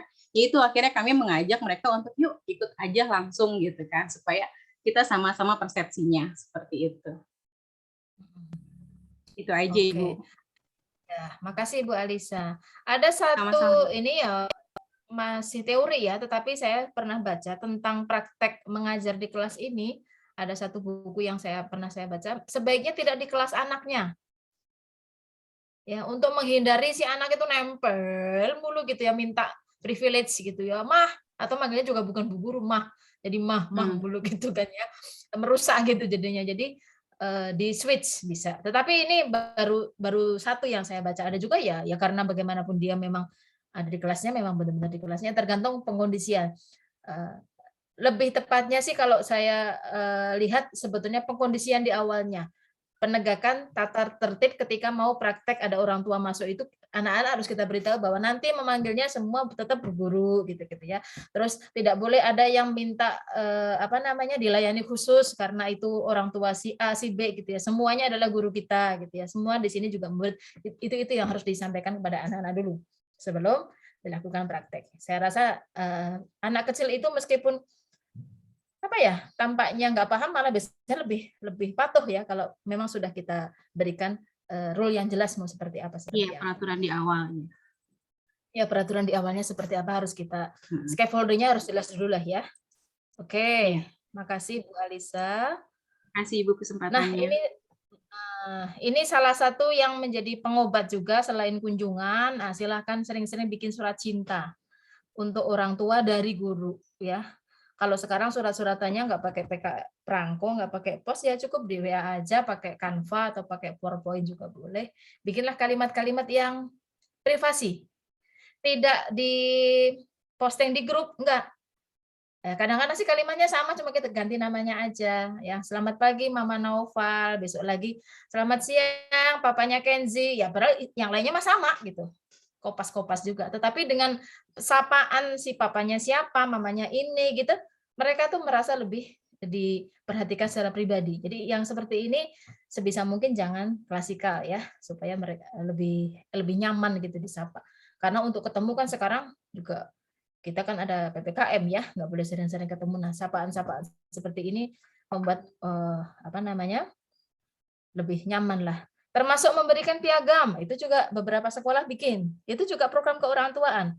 Bikin piagam khusus ya, terima kasih kepada papa, mama siapa yang pada semester ini sudah memberikan banyak kontribusi untuk pendidikan Ananda, bla bla bla bla bla. Ya, bikin sertifikat kan gampang sekarang, nggak usah pakai dicetak ya.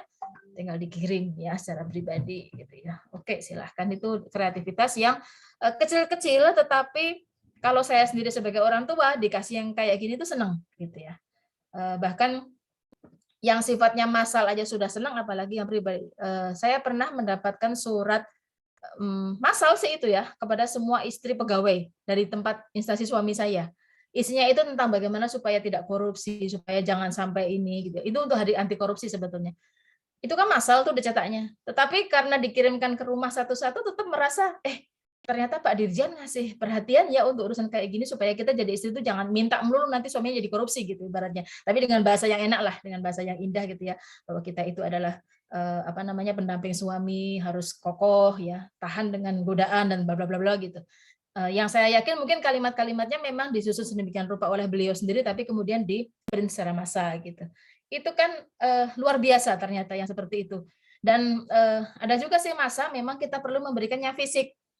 Ya, zaman sekarang terus tiba-tiba dapat surat pos itu kan sesuatu banget ya. Kita kan sebenarnya dapatnya kan paket gitu ya, nggak pernah dapat surat pos terus tiba-tiba dapat jadi nggak usah berkunjung tapi yang datang cukup surat yang sudah di-print di berwarna biasa kita kirimkan via pos kan kalau dalam kota kan nggak mahal-mahal amat tuh biayanya sedikit. Itu saya yakin oleh orang tua masing-masing nanti akan disimpan sepanjang masa. Kalau saya begitu ya.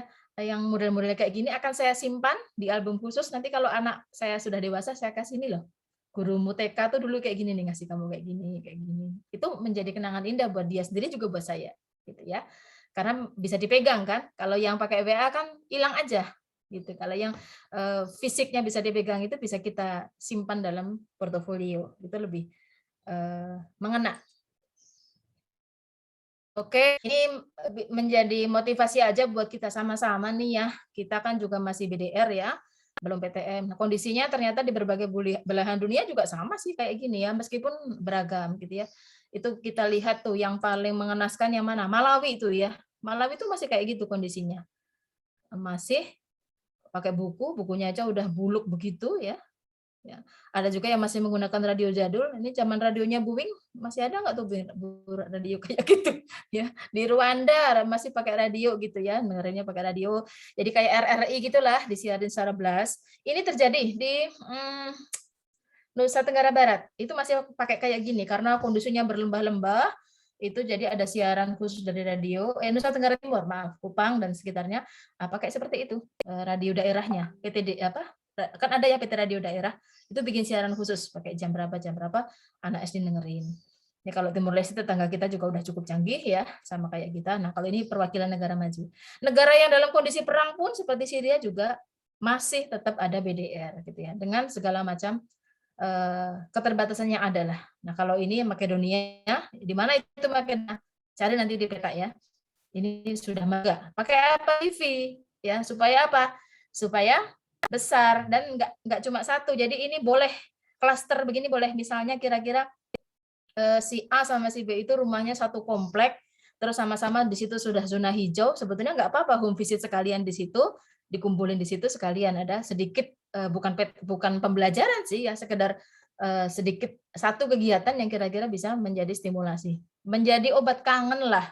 Karena udah bolak-balik ketemu di Zoom melulu gitu ya, pengen ketemu darat ya. Begini caranya. Asal tadi benar-benar zonanya sudah sama-sama hijau, termasuk kondisi gurunya. Tetapi untuk yang seperti ini prosedurnya panjang ya, harus ada surat kesediaan orang tua dan sebagainya. Karena kan kita nggak mau juga kan terlalu kreatif kita, kemudian kitanya yang dikomplain tidak taat aturan kan jadi bahaya gitu ya. Jadi sama juga dengan perguruan tinggi kan juga begitu. Bagi perguruan tinggi yang mau blended, sekarang kan orang tua suruh mengisi dulu tuh surat kesediaan, mau nggak anaknya blended. Oke, ini gambaran kita. Nah, sekarang di akhir sesi saya mau ngasih video yang ini dulu. Ini video tentang merangkak, berjalan, dan berlari. Jadi ceritanya ada guru PJOK, itu meminta anak-anak untuk memperagakan gerak merangkak, berjalan, dan berlari. Gitu ya.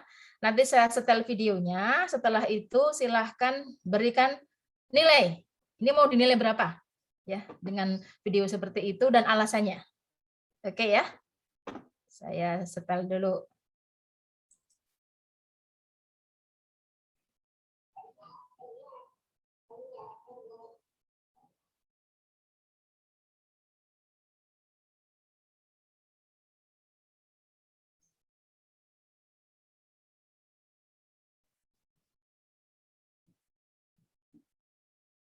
Oke, sudah.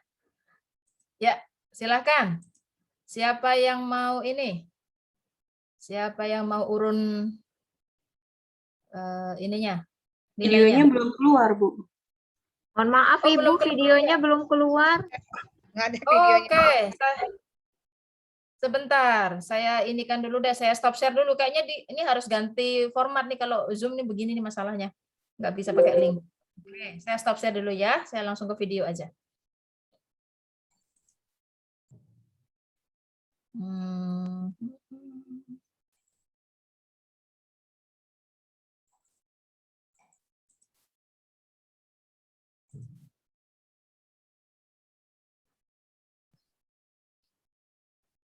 Sudah terlihat? Belum saya suarain sih. Sudah terlihat belum? Sudah, Bu. Sudah, Ibu, belum jalan. Oke, Sudah, Bu. saya play dulu. Sudah, Bu. Ya, silahkan dilihat. Merangkak, berjalan, berlari.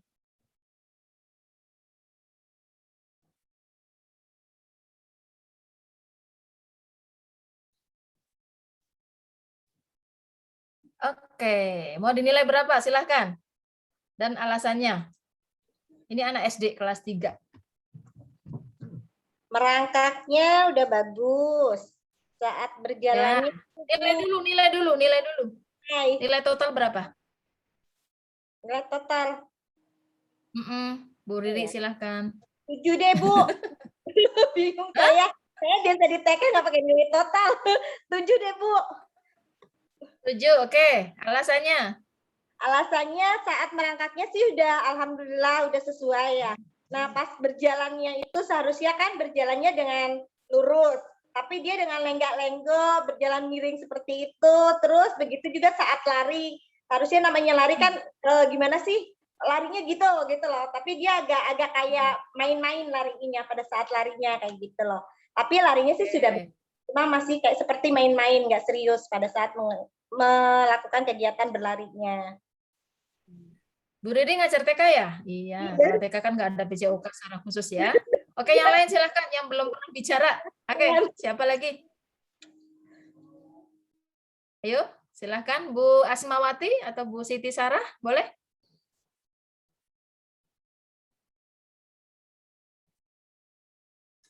Silahkan. Ya, Assalamualaikum warahmatullahi wabarakatuh. Saya Asmawati, Bu. Ya, nilai jadi berapa, Bu? ya kayaknya sama juga, Bu, nilainya 70-an ya. Kasian ya. Iya. Alasannya? Alasannya karena memang itu sudah SD kelas berapa ya, Bu? 3. Kelas 3 ya. Jadi memang merangkaknya itu juga karena posisinya aja ya, harusnya kan lurus itu agak serong ya. Jadi posisinya itu agak serong, jadi dia agak sepertinya kesulitan untuk menyesuaikan posisi. Terus yang kedua berjalannya juga tapak kakinya kayaknya tidak menginjak tidak semua kaki itu menginjak, kayaknya tadi terlihat ada yang agak miring ya kakinya. Terus yang ketiga berlarinya ya memang agak main-main gitu. Jadi terlalu cepat untuk berlarinya. Mungkin itu saja dari saya, Bu. Terima kasih. Assalamualaikum warahmatullahi wabarakatuh.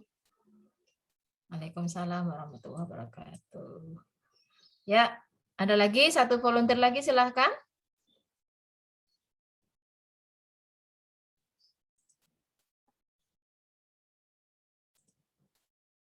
Halo?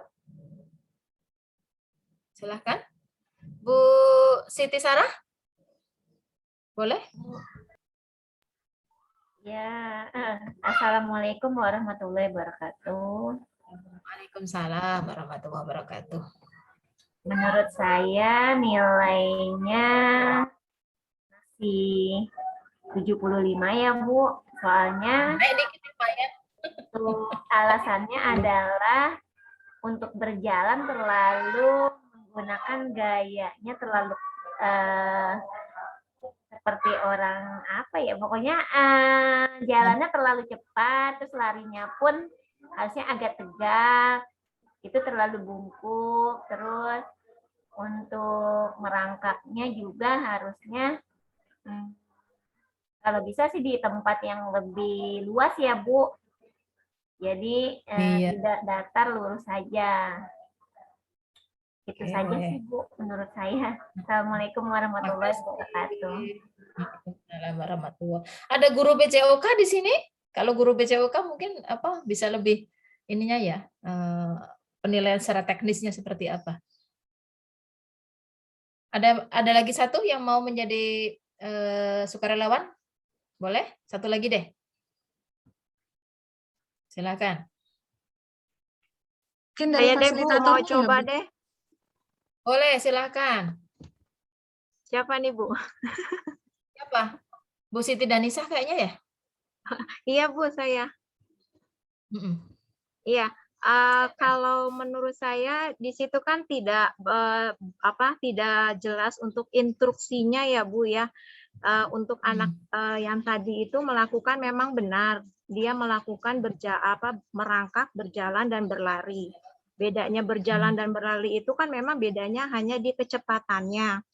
Tapi menurut saya juga kalau berjalan pun untuk postur tubuhnya pun dia tidak sesuai dengan seperti orang berjalan pada umumnya, mungkin dilenggak-lenggokkan itu, dan kita lihat padahal anak tersebut adalah anak laki-laki.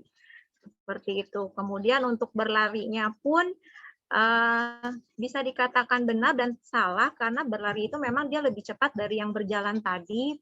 Kalau menurut saya salahnya itu ada di postur dia ketika berlari, teknik dia berlari seperti itu, Bu. Oke, makasih ya. Jadi nilainya berapa? 70 juga nih kayaknya. Kayaknya hampir sama. Sama gitu ya. Oke, ya makasih. Jadi memang tetapi kalau kita mau introspeksi tadi ya seperti disampaikan oleh Bu Danisa sudah menyinggung sedikit ya. Instruksinya jelas enggak ya? Ada contoh apa enggak gitu ya. Nah, kalau ini kebetulan sebetulnya ada contohnya dari video dari gurunya mah ada gitu. Anaknya aja yang keisengan bikin video dikirimnya begitu. Contohnya mah benar pakai video rapi, gurunya pakai pakaian olahraga, larinya kenceng pakai itu gitu ya. Ya, anaknya lagi iseng ya. Oke, saya kasih satu lagi video. Ini menjadi stimulus buat kita. Nanti kita diskusikan ya. Setelah ini baru kita tanya jawab ya Bu Ira ya.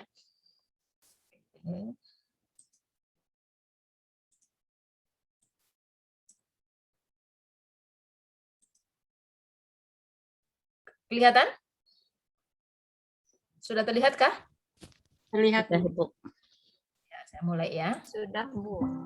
Halo pemimpin sekolah. Sebagai pemimpin, seringkali kita dituntut untuk memandu pertemuan. Suaranya kedengaran? Kita bicara yang berbusa-busa. Tapi pernahkah Anda merasa bahwa kata-kata Anda hanya seperti angin lalu bagi para peserta pertemuan, masuk telinga kiri dan keluar telinga kanan? Ujung-ujungnya Anda merasa kecewa karena pertemuan-pertemuan penting yang perlu ditindaklanjuti, justru tak ada yang menindaklanjutinya. Bila hal ini terus dibiarkan, maka program yang telah capek-capek disusun akan mati di tengah jalan. Ujung-ujungnya, murid tak terlayani dengan optimal. Akankah hal ini terus dibiarkan? Saatnya cari jalan keluar. Oke, nah PR Anda adalah mohon dicarikan jalan keluarnya. Kemana ini jalannya? Silahkan.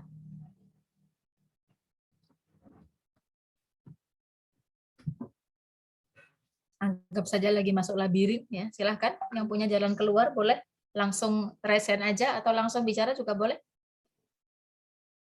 Atau saya pilih. Kalau tidak ada yang raise hand, saya sebut aja ya. Bu, siapa ya? Ada Pak enggak? Kalau Pak kayaknya Pak Ridho ya. Pak Ridho deh. Pak apa Bu ya? Bapak? Pak, Bu, Pak. Ibu? Pak.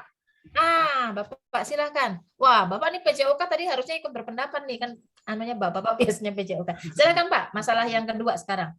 Masalah kedua, kalau menurut saya sih Bu, ada ini Bu, setelah pembicaraan program itu disampaikan, harusnya ada kita tanyakan kembali gitu Bu, udah sampai mana program yang sudah dibicarakan, apakah sudah dijalankan atau tidak gitu, biar apa yang dibahas tidak jadi sia-sia. Mungkin itu aja sih Bu, kalau menurut saya. Ada apa sih namanya kalau bahasanya lagi. Kita progres lagi gitu Bu. Oh, progres, dicek. Kita tanyakan, cek kembali gimana, apakah program yang kita bicarakan sudah dijalankan atau tidak gitu. Biar apa yang kita udah bahas sama-sama tidak sia-sia juga gitu Bu. Oke, makasih Pak Ridho. Ya Bu. Sarjul ini singkatan atau apa, bapak-bapak atau laki-laki atau perempuan? Takutnya Sarah Julia sebetulnya, biasanya kan suka disingkat-singkat. Silakan Sarjul. Di sini tulisnya Sarjul aja, saya nggak ngerti. Tidak ada. Mungkin besok lagi kita sepakati Bu Ira ya, pakai format ininya, namanya gitu ya, nama terus sekolah, nama sekolah gitu. Jadi enak kita manggilnya. Mbak atau Pak Sarjul, boleh silakan. Kayaknya sepi, tidak ada penghuni. Oke, Bu Gita Febrianti. Bu Gita, ada orangnya? Silakan, Mbak Gita. Mbak Gita Febrianti. 1, 2, 3, lewat. Ya udah. Bu Sudiaryati aja deh, yang sudah on cam. Silahkan Bu. Ya, terima kasih Ibu. Assalamualaikum warahmatullahi wabarakatuh. Waalaikumsalam warahmatullahi wabarakatuh. Ya, Ibu, ketika kita sedang menyampaikan sebuah program, biasanya itu di awal tahun ajaran, menyampaikan program-program apa saja yang akan dikenalkan, apa yang akan dilaksanakan. Biasanya di awal tahun itu di semua orang tua. Kemudian selang beberapa minggu kemudian kan terpilih istilahnya ada perwakilan kelas di orang tua gitu ya, kayak korlas gitu ya. Kalau di sekolah saya disebutnya kelas mam. Nah kemudian kelas mam itu kita ajak undang, kita rapat sama-sama untuk membantu reminder gitu untuk orang tua juga, karena memang kadang-kadang kita juga sekolah kan nggak bisa langsung terus-terusan gitu ke sekolah gitu kayak ke orang tua gitu ya. Jadi kita minta ada jembatan gitu ya, yaitu korlas itu. Kemudian juga minta bantuan dengan kerjasama dengan komite untuk mengadakan kegiatan-kegiatan yang memang kita melibatkan orang tua. Jadi semua program yang kita sudah sampaikan itu kita maintain dengan pertemuan-pertemuan orang tua ataupun dengan keterlibatan orang tua secara langsung dengan kegiatan. Seperti itu sih Bu, pendapat saya. Oke, terima kasih Bu Sudiaryati. Oke, 2 cukup saya rasa. Materi saya sudah selesai untuk sampai situ saja. Video tadi menjadi penutup sharing session kita ya. Sekarang waktunya saya kembalikan kepada Ibu Ira, mau mungkin ada tanya jawab sedikit atau mungkin ada progress check untuk, kan tadi kata Pak Ridho progress check tugas dan sebagainya, kuesioner dan sebagainya, silakan. Ya, terima kasih Bu Mukti. Mungkin ada teman-teman peserta yang juga mau menyampaikan pertanyaan dari materi yang disampaikan oleh Bu Mukti tadi. Saya persilakan. Jika ada yang mau bertanya dulu, atau mungkin dari teman-teman fasilitator.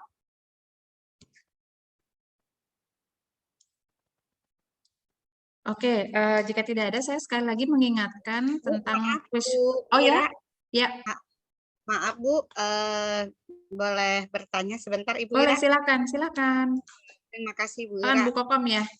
Ya, Ibu Ira, ini untuk masalah pembelajaran di TK. Tadi kan selintas saya dengar dari Ibu Mukti masalah untuk pelajaran calistung gitu ya. Apakah untuk di TK itu anak-anak tidak harus sampai paham tentang dia harus bisa menjumlah atau berhitung, atau cuma sekedar pengenalan saja? Karena di SD kan biasanya untuk masuk ke jenjang sekolah dasar itu anak-anak harus tes bisa menghitung ya, calistung ya, baca tulis ya, baca menulis berhitung.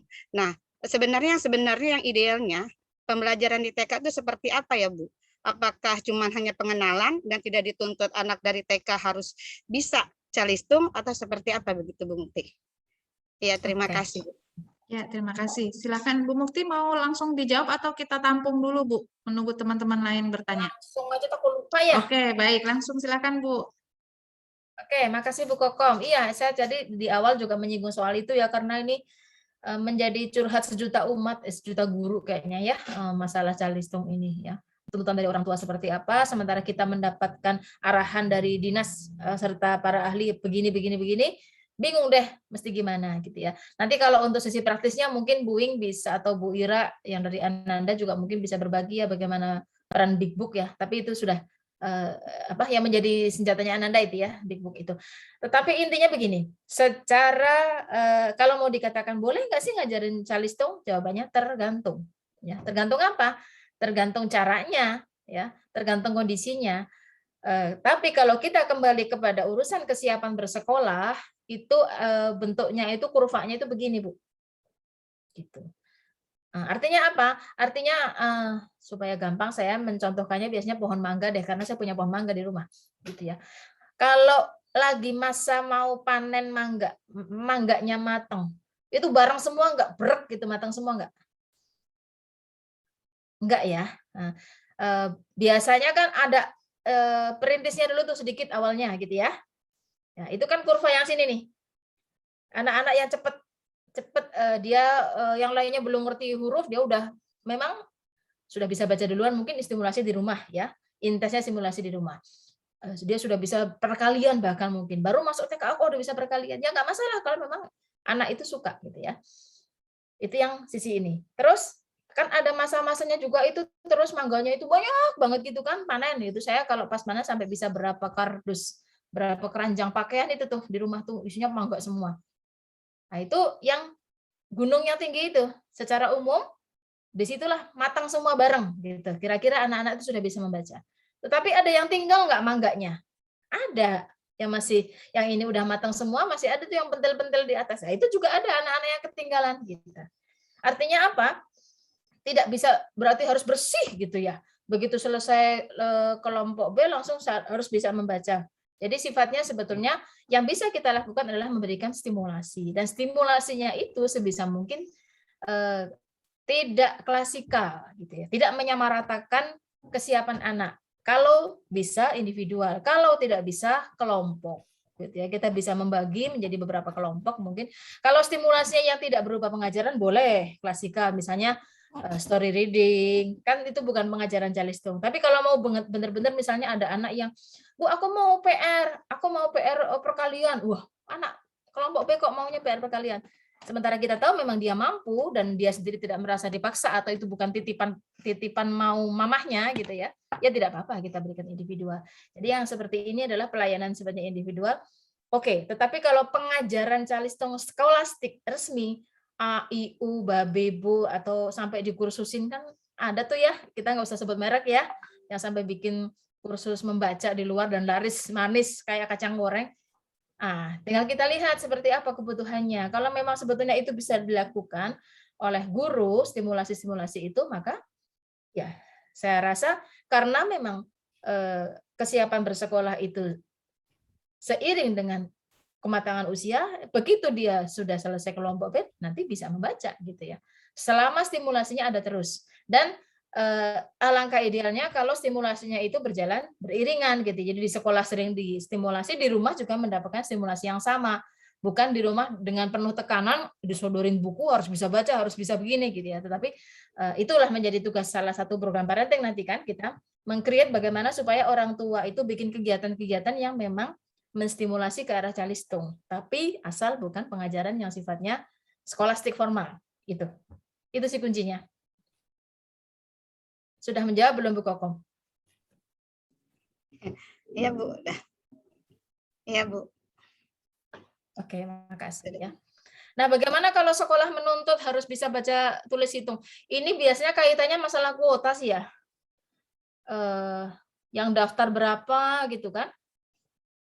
Halo, saya masih oke kan jaringannya? Masih Bu, masih terdengar jelas. Oke. Soalnya kok tiba-tiba kayak berhenti gerakannya. Jadi misalnya ada sekolah yang bonafit atau sekolah negeri karena free SPP diserbu gitu kan, peminatnya banyak, sementara kuotanya mungkin cuma 2 kelas. Akhirnya pihak sekolah bikinlah tes KS, sebetulnya TKS. Cuma TKS-nya ini jadi salah kaprah. Kalau kita kembali ke teori kan tadi TKS itu kan nggak sampai lancar membaca, nggak ada judul begitu. Kalau yang bikin TKS ini psikolog, saya yakin dia akan menggunakan rambu-rambu TKS yang memang sesuai teori yang dia dapatkan gitu ya. Jadi nggak ngawur harus bisa calistung. Tapi kalau yang TKS yang bikinnya mungkin sekedar ya pokoknya gurunya lihat dari soal yang mana ada atau bahkan beli gitu ya. Checklist gitu. Nah, itu yang bahaya gitu ya. Oke. Semoga menjawab. Tapi maaf Bu Mukti, tapi kan biasanya kalau dalam penerimaan siswa itu kan ya, misalnya sekolah menyiapkan tes ya untuk siswa baru, dan mulai tes itu kan biasanya kita akan melihat meranking dari jumlah peserta yang ikut dan melihat dari nilai yang tertinggi Bu. Biasanya begitu kan kita ranking. Nah terus terkadang ya dari situ kita bisa melihat kesian gitu ya Bu ya, kalau misalnya anak yang dari TK-nya dia masih di antar peserta yang banyak itu dia nggak masuk di dalam situ karena yang mungkin tadi dia kurang gitu dari itunya, belum mantap untuk calistumnya Bu. Maksudnya gini, ada dilematis gitu. Satu sisi dari pihak SD menuntut memberikan anak yang TK harus bisa calistung, tapi sisi lain untuk di TK ya tidak diwajibkan gitu Bu calistumnya, yang penting anak-anak itu menjadi stimulan buat mereka saja. Nah, maksud saya garis tengahnya seperti apa Bu supaya karena kita kan lihat kondisi sekarang ini begitu, rata-rata di sekolah yang mau masuk sekolah dasar itu tuntutannya seperti itu Bu Mukti. Iya. Jadi kalau yang saya lihat, sepengamatan saya nih, adalah minimnya instrumen yang digunakan tadi. Jadi fokus kepada satu tes itu gitu ya. Padahal kan tadi kan ciri-ciri kesiapan bersekolah itu kan macam-macam. Bisa dari kematangan komunikasinya, kematangan emosionalnya. Nah, kalau memang seperti itu seharusnya ada persentase. Dari tes ini menyumbang sekian persen, dari pengamatan ahli menyumbang sekian persen, nanti di persentase, karena jadi bukan hanya akademis gitu yang dilihat. Nanti akan dipukul akan dicari rata-ratanya berapa, nilai totalnya berapa. Nah, itulah yang kemudian menjadi dasar kita untuk menerima. Misalnya mungkin dia bacanya masih terbata-bata, tapi dia matang secara emosi, dia nggak gampang tantrum, dia sudah mengerti ketika diajak komunikasi, dia bisa mengemukakan secara verbal keinginannya, gagasannya, ya diajak cerita langsung bisa nyambung gitu ya, bisa menyambung cerita satu paragraf misalnya. It's okay gitu ya. Saya rasa ini sebetulnya yang mau kita luruskan ya, jangan sampai nanti seolah-olah guru SD kelas 1 itu ya pokoknya udah kipas-kipas ya, udah semuanya udah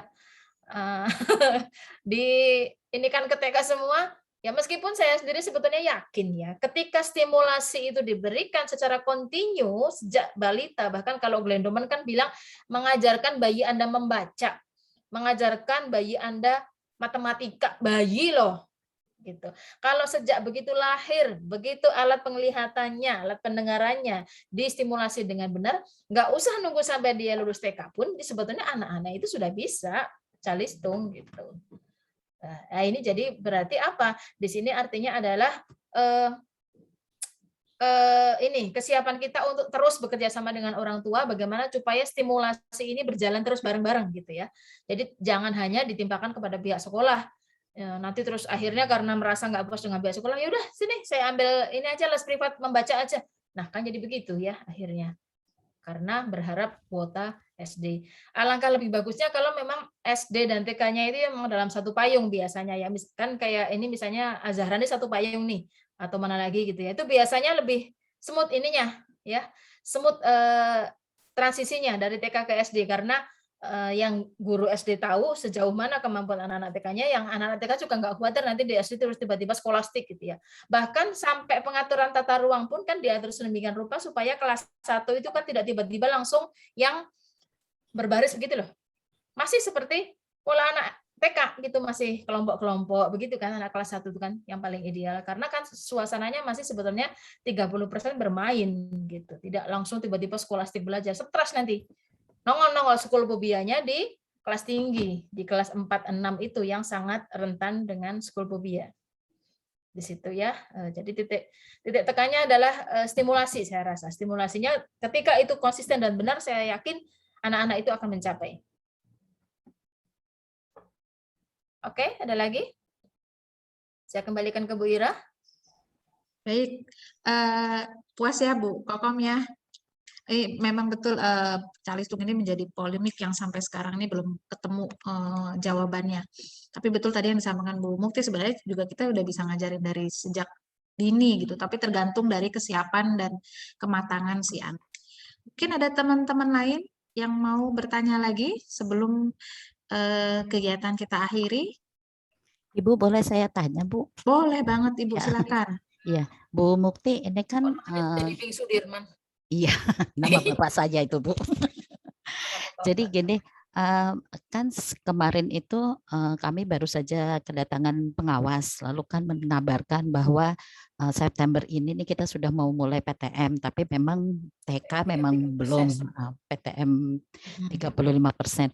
Kira-kira nih Bu, untuk kita share ke orang tua itu kesiapannya, ininya tentang apanya dulu ya Bu ya, untuk kesiapan orang tua dalam rangka apa PTM terbatasnya nih. Takutnya harapan mereka tuh sudah seperti tatap muka yang seperti dulu gitu, walaupun kita tetap mengatakan bahwa ini terbatas, ini ada ini, dan takutnya nanti mereka sudah berpikiran bahwa anak-anak datang ke sekolah itu sudah mulai belajar lagi gitu, padahal itu di luar rencana.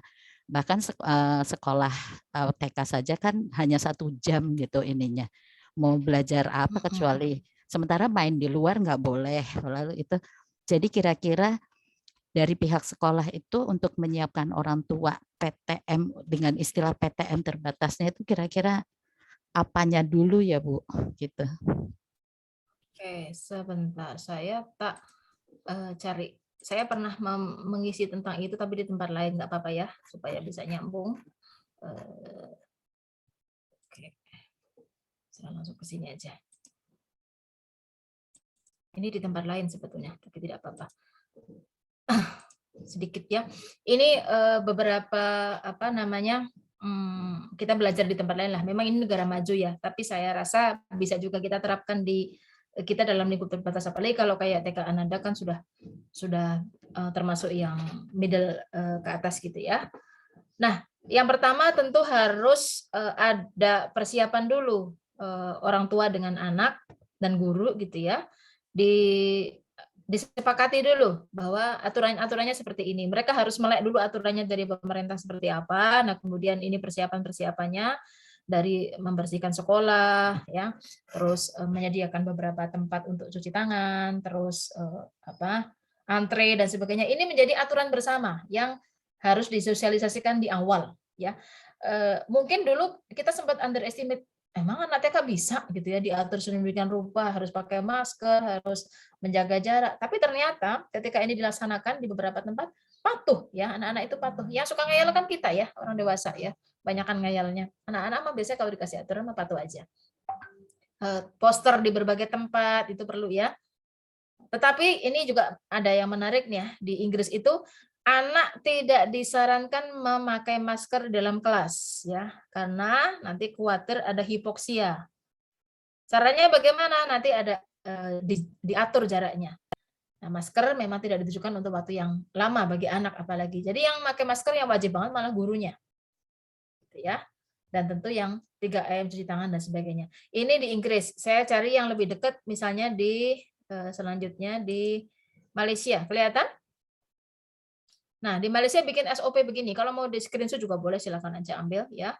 Jadi SOP ini yang disosialisasikan kepada semuanya, kepada para orang tua, gitu ya. menjaga kebersihan diri, mencuci tangan ya. Mencuci tangannya itu kan kalau ngitung kan capek. Mereka pakai lagu Happy Birthday. Happy birthday to you, happy birthday itu satu lagu itu kira-kira sekitar berapa sih kita hitungannya kan di bintanya 10 menit ya, atau 5 menit, 20 detik itu pakai lagu ya. Hand sanitizer, terus masker wajah yang ukuran anak ini menjadi PR juga. Kalau kegedean, kedodoran jadi sampai mata nanti gitu ya. Nanti ada contohnya. Physical distancing. Seperti apa bentuknya? Nih ya.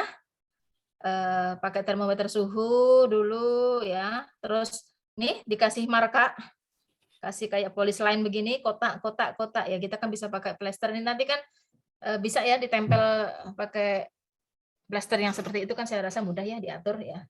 Pakai kotak. Jadi kayak lagi main itu. Main apa namanya? Gala asin ya.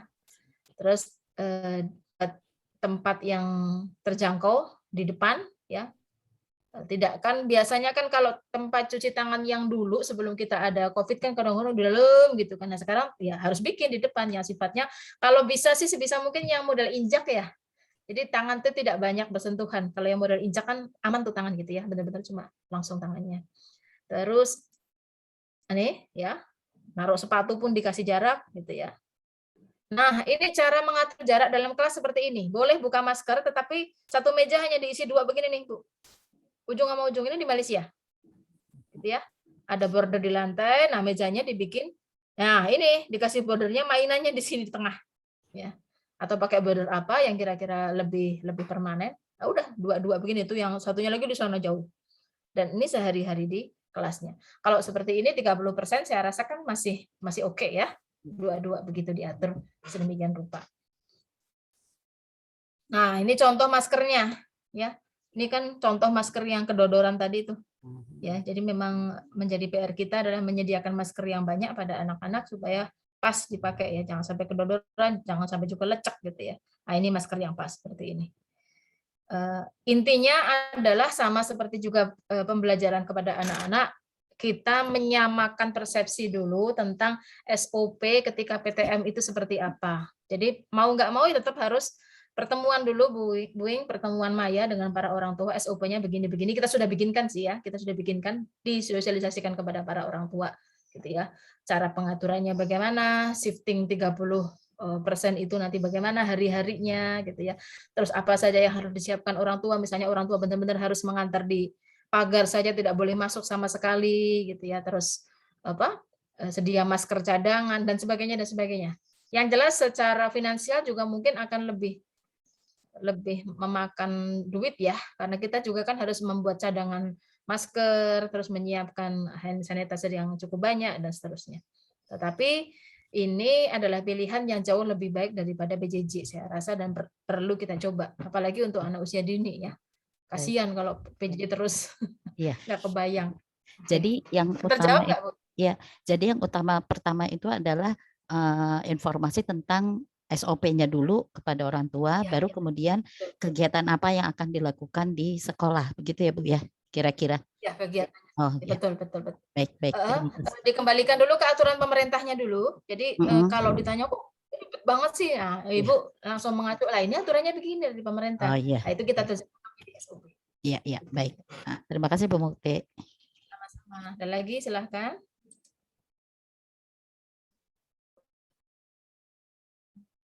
Oke, Bu Ira, kalau tidak ada, mungkin untuk ini aja, mengingatkan tugas ya. Jadi tugas untuk sesi kedua ini masih sama ya teman-teman. Sama seperti kemarin, cuma isinya adalah seputar tentang tadi kemampuan akademis lah ya. Tentang kesiapan bersekolah, calistung, bagaimana melibatkan orang tua di sisi ini. Gitu. Nanti yang sesi ketiga beda lagi soalnya. Ini yang lebih kepada kesiapan bersekolah dan pernak-perniknya, termasuk kesiapan emosional ya selama bersekolah dan sebagainya. Nanti dikumpulkan 2 minggu dari sekarang, nanti saya mintakan ke fasilitator. Ada grup yang belum punya ini, grup WhatsApp fasilitator? Bu Ira, bagaimana? Apa semuanya sudah punya Bu Ira? Seperti sudah semua ada sih Bu. Masing-masing fasilitator sudah punya grupnya. Grup sendiri, oke. Dari fasilitator mungkin ada yang mau disampaikan, silakan Bapak Ibu fasilitator. Bapak mah Fahri ya. Ibu Dian, Ibu Monika, Ibu siapa lagi? Ibu Andi, Bu Heri, silahkan mumpung ketemu teman-teman. Bu Mukti, itu kan akhirnya yang di kelompok saya hanya 2 orang. Bu Erna, oh gitu. Karena yang 2 Gimana? orang lagi, itu yang satu ikut PPG, yang satunya lagi melahirkan. Jadi nggak bisa aktif. Jadi yang aktif hanya 2 orang. Bagaimana Bu Ira solusinya? Ada regrouping kah dari kelompok lain, sumbangan supaya nggak kasihan, ketimpang banget 2 orang? Oh, sudah masing-masing pas sih Bu, karena kan kalau dipisah lagi, dipecah lagi nanti beda sekolah.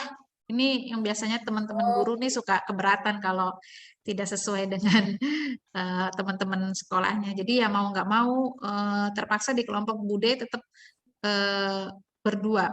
Mungkin ada ya peserta di sini ya yang berdua, tidak apa-apakah kalau hanya berdua?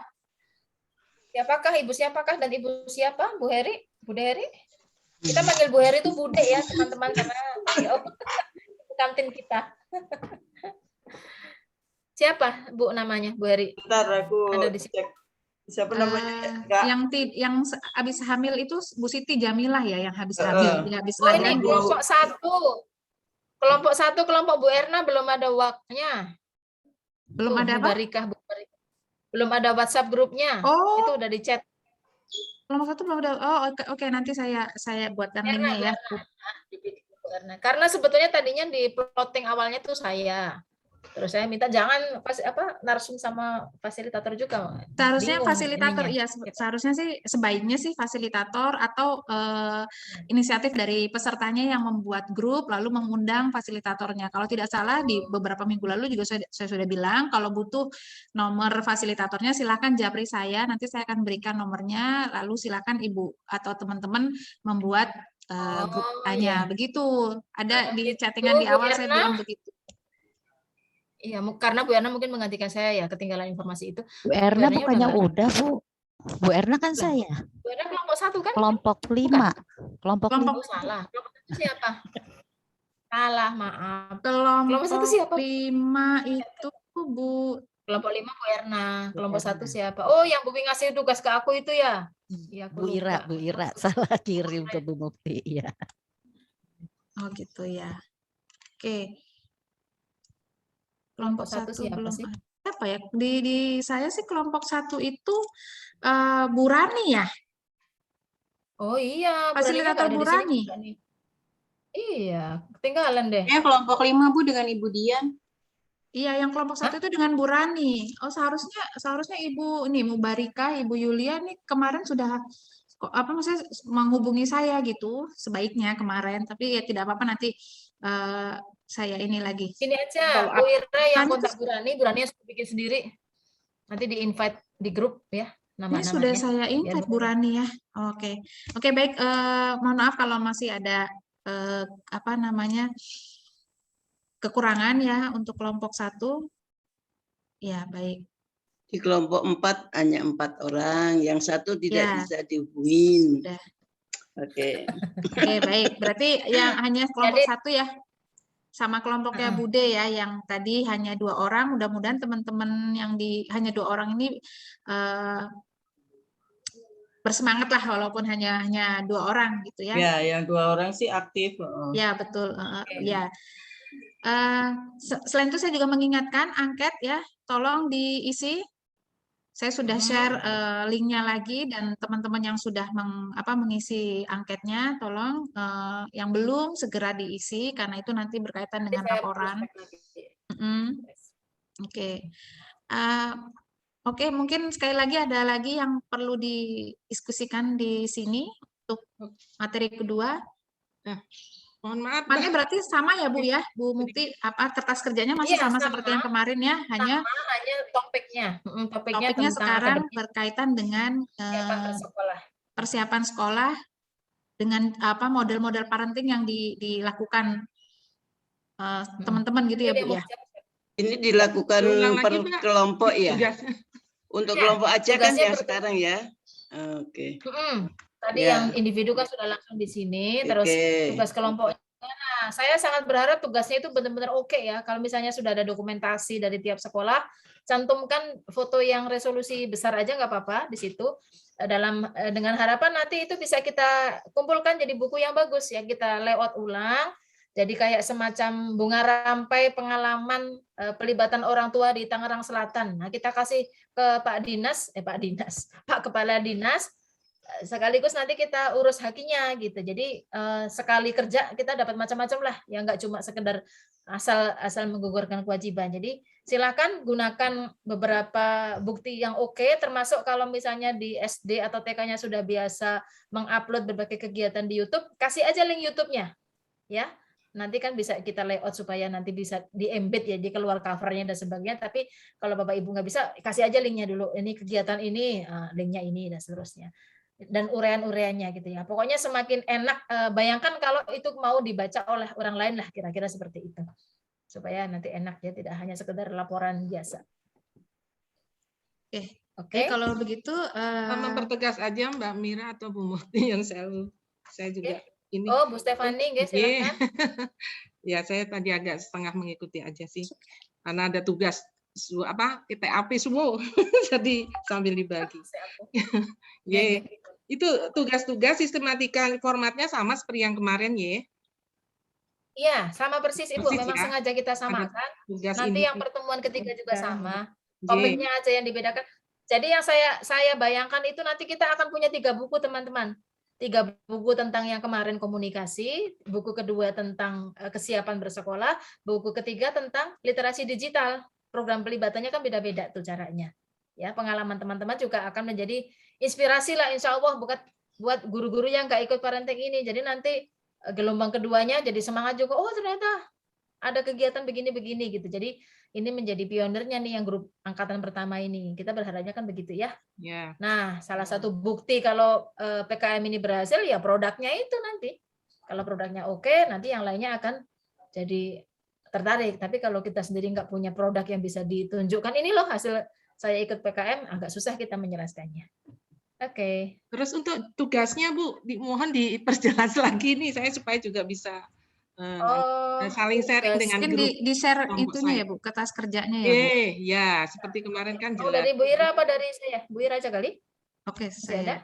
Ya. Oke, itu jadi kita bisa langsung di grup WhatsApp yang sudah saya bentuk itu enak ininya. Alhamdulillah. Sistem kerja.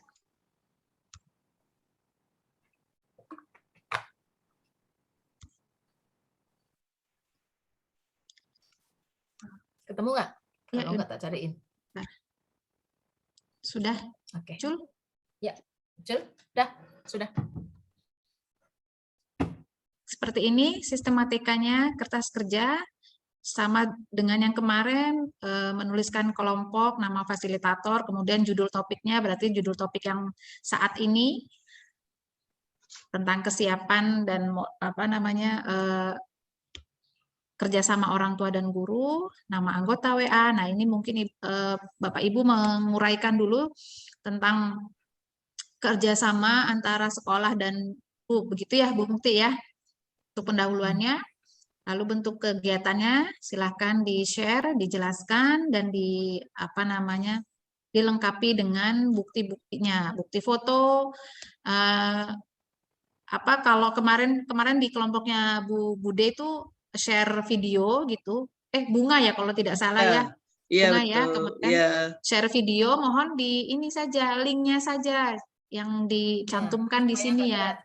Ya, silahkan disimpan di Google Drive, asal settingannya jangan dikunci ya Bu, settingannya dipublish gitu ya untuk publik gitu. Jadi linknya nanti bisa dibuka. Jadi linknya saja yang di-copy dan ditaruh di sini gitu ya.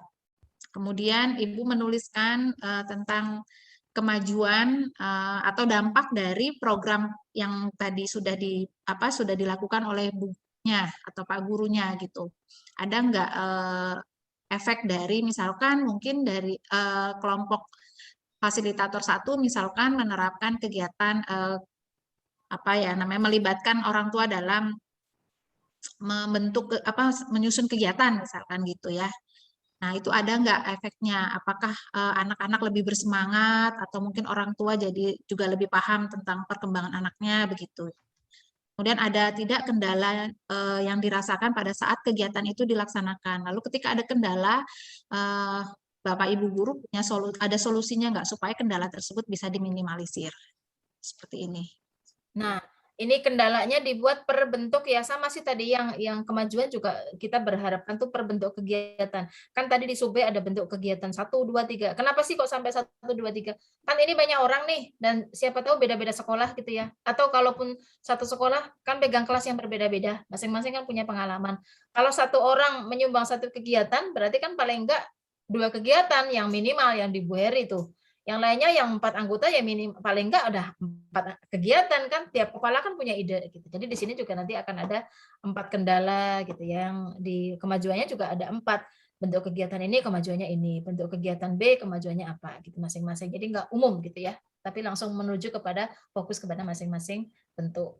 Jadi satu guru itu satu program gitu ya Bu di sini ya Bu ya. Kalau misalkan maunya ada sih 4, begitu, karena pengalamannya misalnya macam-macam. di bentuk kegiatan ini misalkan ada 4 kelompok, 4 orang dalam satu kelompok, jadi bentuk kegiatan satu misalkan ini mewakili Bu Barikah misalkan gitu ya. Oh kegiatannya begini, lalu yang kedua adalah bentuk kegiatan yang dilakukan oleh peserta kedua gitu ya Bu ya. Jadi kalau ada 4 orang, ada 4 kegiatan begitu kan? Ya, berharapnya begitu supaya variasinya banyak. Lebih banyak. Kalau cuma satu, ya nanti cuma 5 kelompok, cuma 5 kegiatan. Ya kita nggak banyak variasi. Kan kita mau cari pahala dengan berbanyak-banyak memberi itu ya informasi berbagi pada orang lain. Ya jangan tanggung ya. Kita kasih yang terbaik kepada teman-teman kita. Saya mau bertanya. Saya mau bertanya. Silakan Bu Sudiaryati. Salah. Ya. Nah, ini kan kalau di ketentuan pada sistematika kertas kerjanya itu kan dibatasi sampai dengan 3 sampai 5 halaman. Kemarin itu ketika mengerjakan itu lebih dari itu. Itu juga saya ya foto soalnya dikecil-kecilin, kecil-kecil kan tadi Bu. 100 halaman boleh 100 halaman. Ini minimal Bu, 35 lembar itu sebenarnya minimal, jadi boleh lebih. Maksudnya jangan cuma 1 lembar gitu. Saya pikir minimal 3, maksimal 5. Jadi dikecil-kecilin. Ibu punya kelompok Ibu punya 20 kegiatan boleh banget. Satu orang. Soalnya itu soalnya fotonya dikecil-kecilin, takut kelebihan halamannya jadinya. Tadi Bu Mukti bilang ada gedein biar jelas ya. Kalau gitu sih. Saya pertegas lagi ya, ukuran fotonya yang setengah halaman aja. Setengah halaman ini. Supaya resolusinya ketika nanti dicetak bagus nggak pecah. Gitu. Ya, setengah halaman lah kira-kira. Nggak apa-apa gede-gede, banyak foto nggak apa-apa, biarin aja. Tapi ya, setiap foto ada captionnya. Di bawahnya dikasih keterangan jangan foto yang gini-gini, jangan foto gurunya, foto kegiatannya, mewakili step-step kegiatannya. Di setiap bawahnya foto dikasih caption apa gitu, kasih keterangan supaya kita tahu itu maksudnya apa. Terima kasih. Diulang lagi boleh Bu Sudiaryati supaya ideal nanti, supaya kalau dicetak jadi manis fotonya. Foto-fotonya dikirim ulang. Oh yang kelompok kemarin itu. Tugas direvisi ya Bu ya berarti ya. Yang ini Bu Sudiarti itu ketuanya tuh. Oh, sama Bu Stefani lah. Ya, silakan Bu Stefani supaya oke resolusinya nanti kalau dicetak. Jadi maksud saya ini maksud saya kalau form kita sudah paham. Cuman tugas yang dari Bu Muktinya itu instruksinya apa itu Bu? Oh enggak, saya udah enggak ada tugas lagi. Jadi saya tidak ada tugas individu, tugas kelompok aja. Tugas individunya sudah sama Bu Lilis kemarin. Ya. Jadi tugas kelompok ya. Tugas kelompok saja. Saya hanya mengingatkan supaya teman-teman yang belum mengisi kuesioner mohon diisi. Nanti saya progres lagi siapa yang belum, karena sampai dengan pekan yang lalu itu baru 17 orang gitu. Nama-namanya kan sudah saya share ya, sudah di-share Mbak Ira. Nanti saya progres lagi berapa ya. Karena itu juga berguna nanti untuk membuat itu kayak semacam pretest lah. Nanti setelah selesai acara ini saya buat kuesioner lagi yang juga mesti diisi. Nah, itu nanti bisa kita lihat hasilnya seperti apa. Selain produk kita. Oke. Sudah jam 3 Mbak Ira tanpa ya, baik terasa. kalau begitu kita akan segera akhiri kegiatan ini. Saya stop ini dulu, lupa.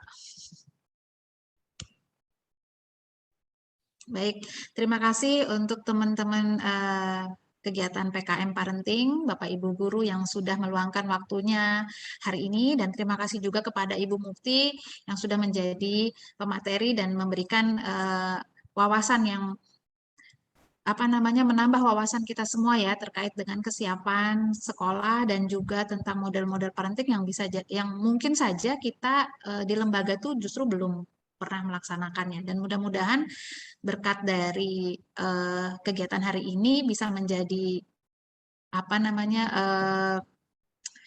tambahan atau juga menjadi motivasi kita untuk nanti diterapkan, terutama ketika kita sudah mulai tatap muka dengan anak-anak begitu ya, karena memang kerjasama antara sekolah, dengan guru dengan orang tua itu tuh nggak akan pernah bisa kita abaikan gitu. Kita butuh orang tua merangkul mereka untuk supaya kita sama-sama tadi yang dikatakan visi antara sekolah dengan visi orang tua tuh harus sama supaya pendidikan anak dan perkembangan anak itu bisa berjalan maksimal.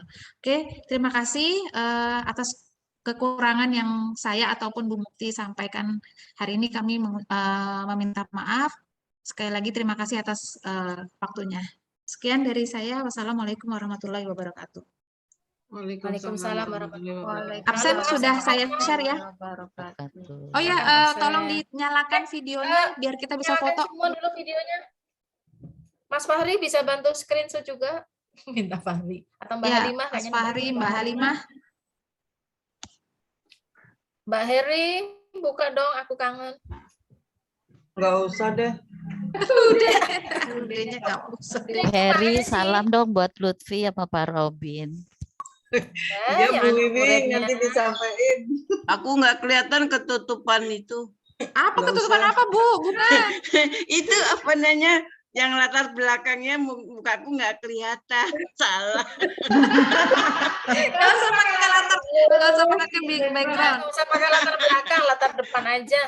Ya. Mana ya Bunga? Ayo dinyalain semua baru kita nggak muncul kok. Gambarnya nggak muncul. Mbak Halimah. Gambarku nggak muncul. Udah, aku udah di flyer kok, udah di flyer. Tapi nggak ada tuh. Di saya, gambar saya Bunga nggak ada. Iya, makanya aku nggak muncul, nggak tahu ketutupan apa itu. Ya ampun Bunga, bisa ketutupan gitu. Ketutupan Dian. Oh, Bunga pakai 2 device. Jadi bingung dia device-nya. Pakai 2 device ini ada 2 Bunga. Oh gitu ya. Ya udahlah. Fotonya nanti aja deh, nanti aja. Oke. Siapa nih yang foto nih? Mbak Halimah, Mas Fahri sudah ya? Tar, aku belum mutain sebentar. Aku fotoin juga deh. Yang lain udah buka. Tadi katanya itu 1 parenting mana, ada Ira dulu deh nanti gampang. 1 lagi 2 ya. 2 lembar. Ya, 2 lembar. Oke, sudah dari saya. Silakan Mbak Ira. Sudah juga Bu. Oke, selamat beristirahat malam Minggu ya. Ya, terima kasih. Jaga kesehatan. Kita ketemu lagi 2 minggu lagi tanggal 11 ya, 11. 3 minggu. 3 minggu. Dian, halo Dian. Halo Bude. Ya, tanggal 11 September akan kita akan ketemu lagi di sesi yang ketiga dengan topiknya yaitu sinkronisasi pendampingan pembelajaran daring antara guru dan orang tua. Ya, gitu. Akan diisi oleh Ibu Dr. Sri Tatminingsih MPD. Mudah-mudahan Bapak Ibu sehat sehingga kita bisa ketemu lagi nanti di tanggal 11 September ya. Insyaallah. Amin, amin ya Allah. Halo, ya, sampai jumpa lagi. Silakan Bu Riri, Bu Mukti, Bu Heri, Bu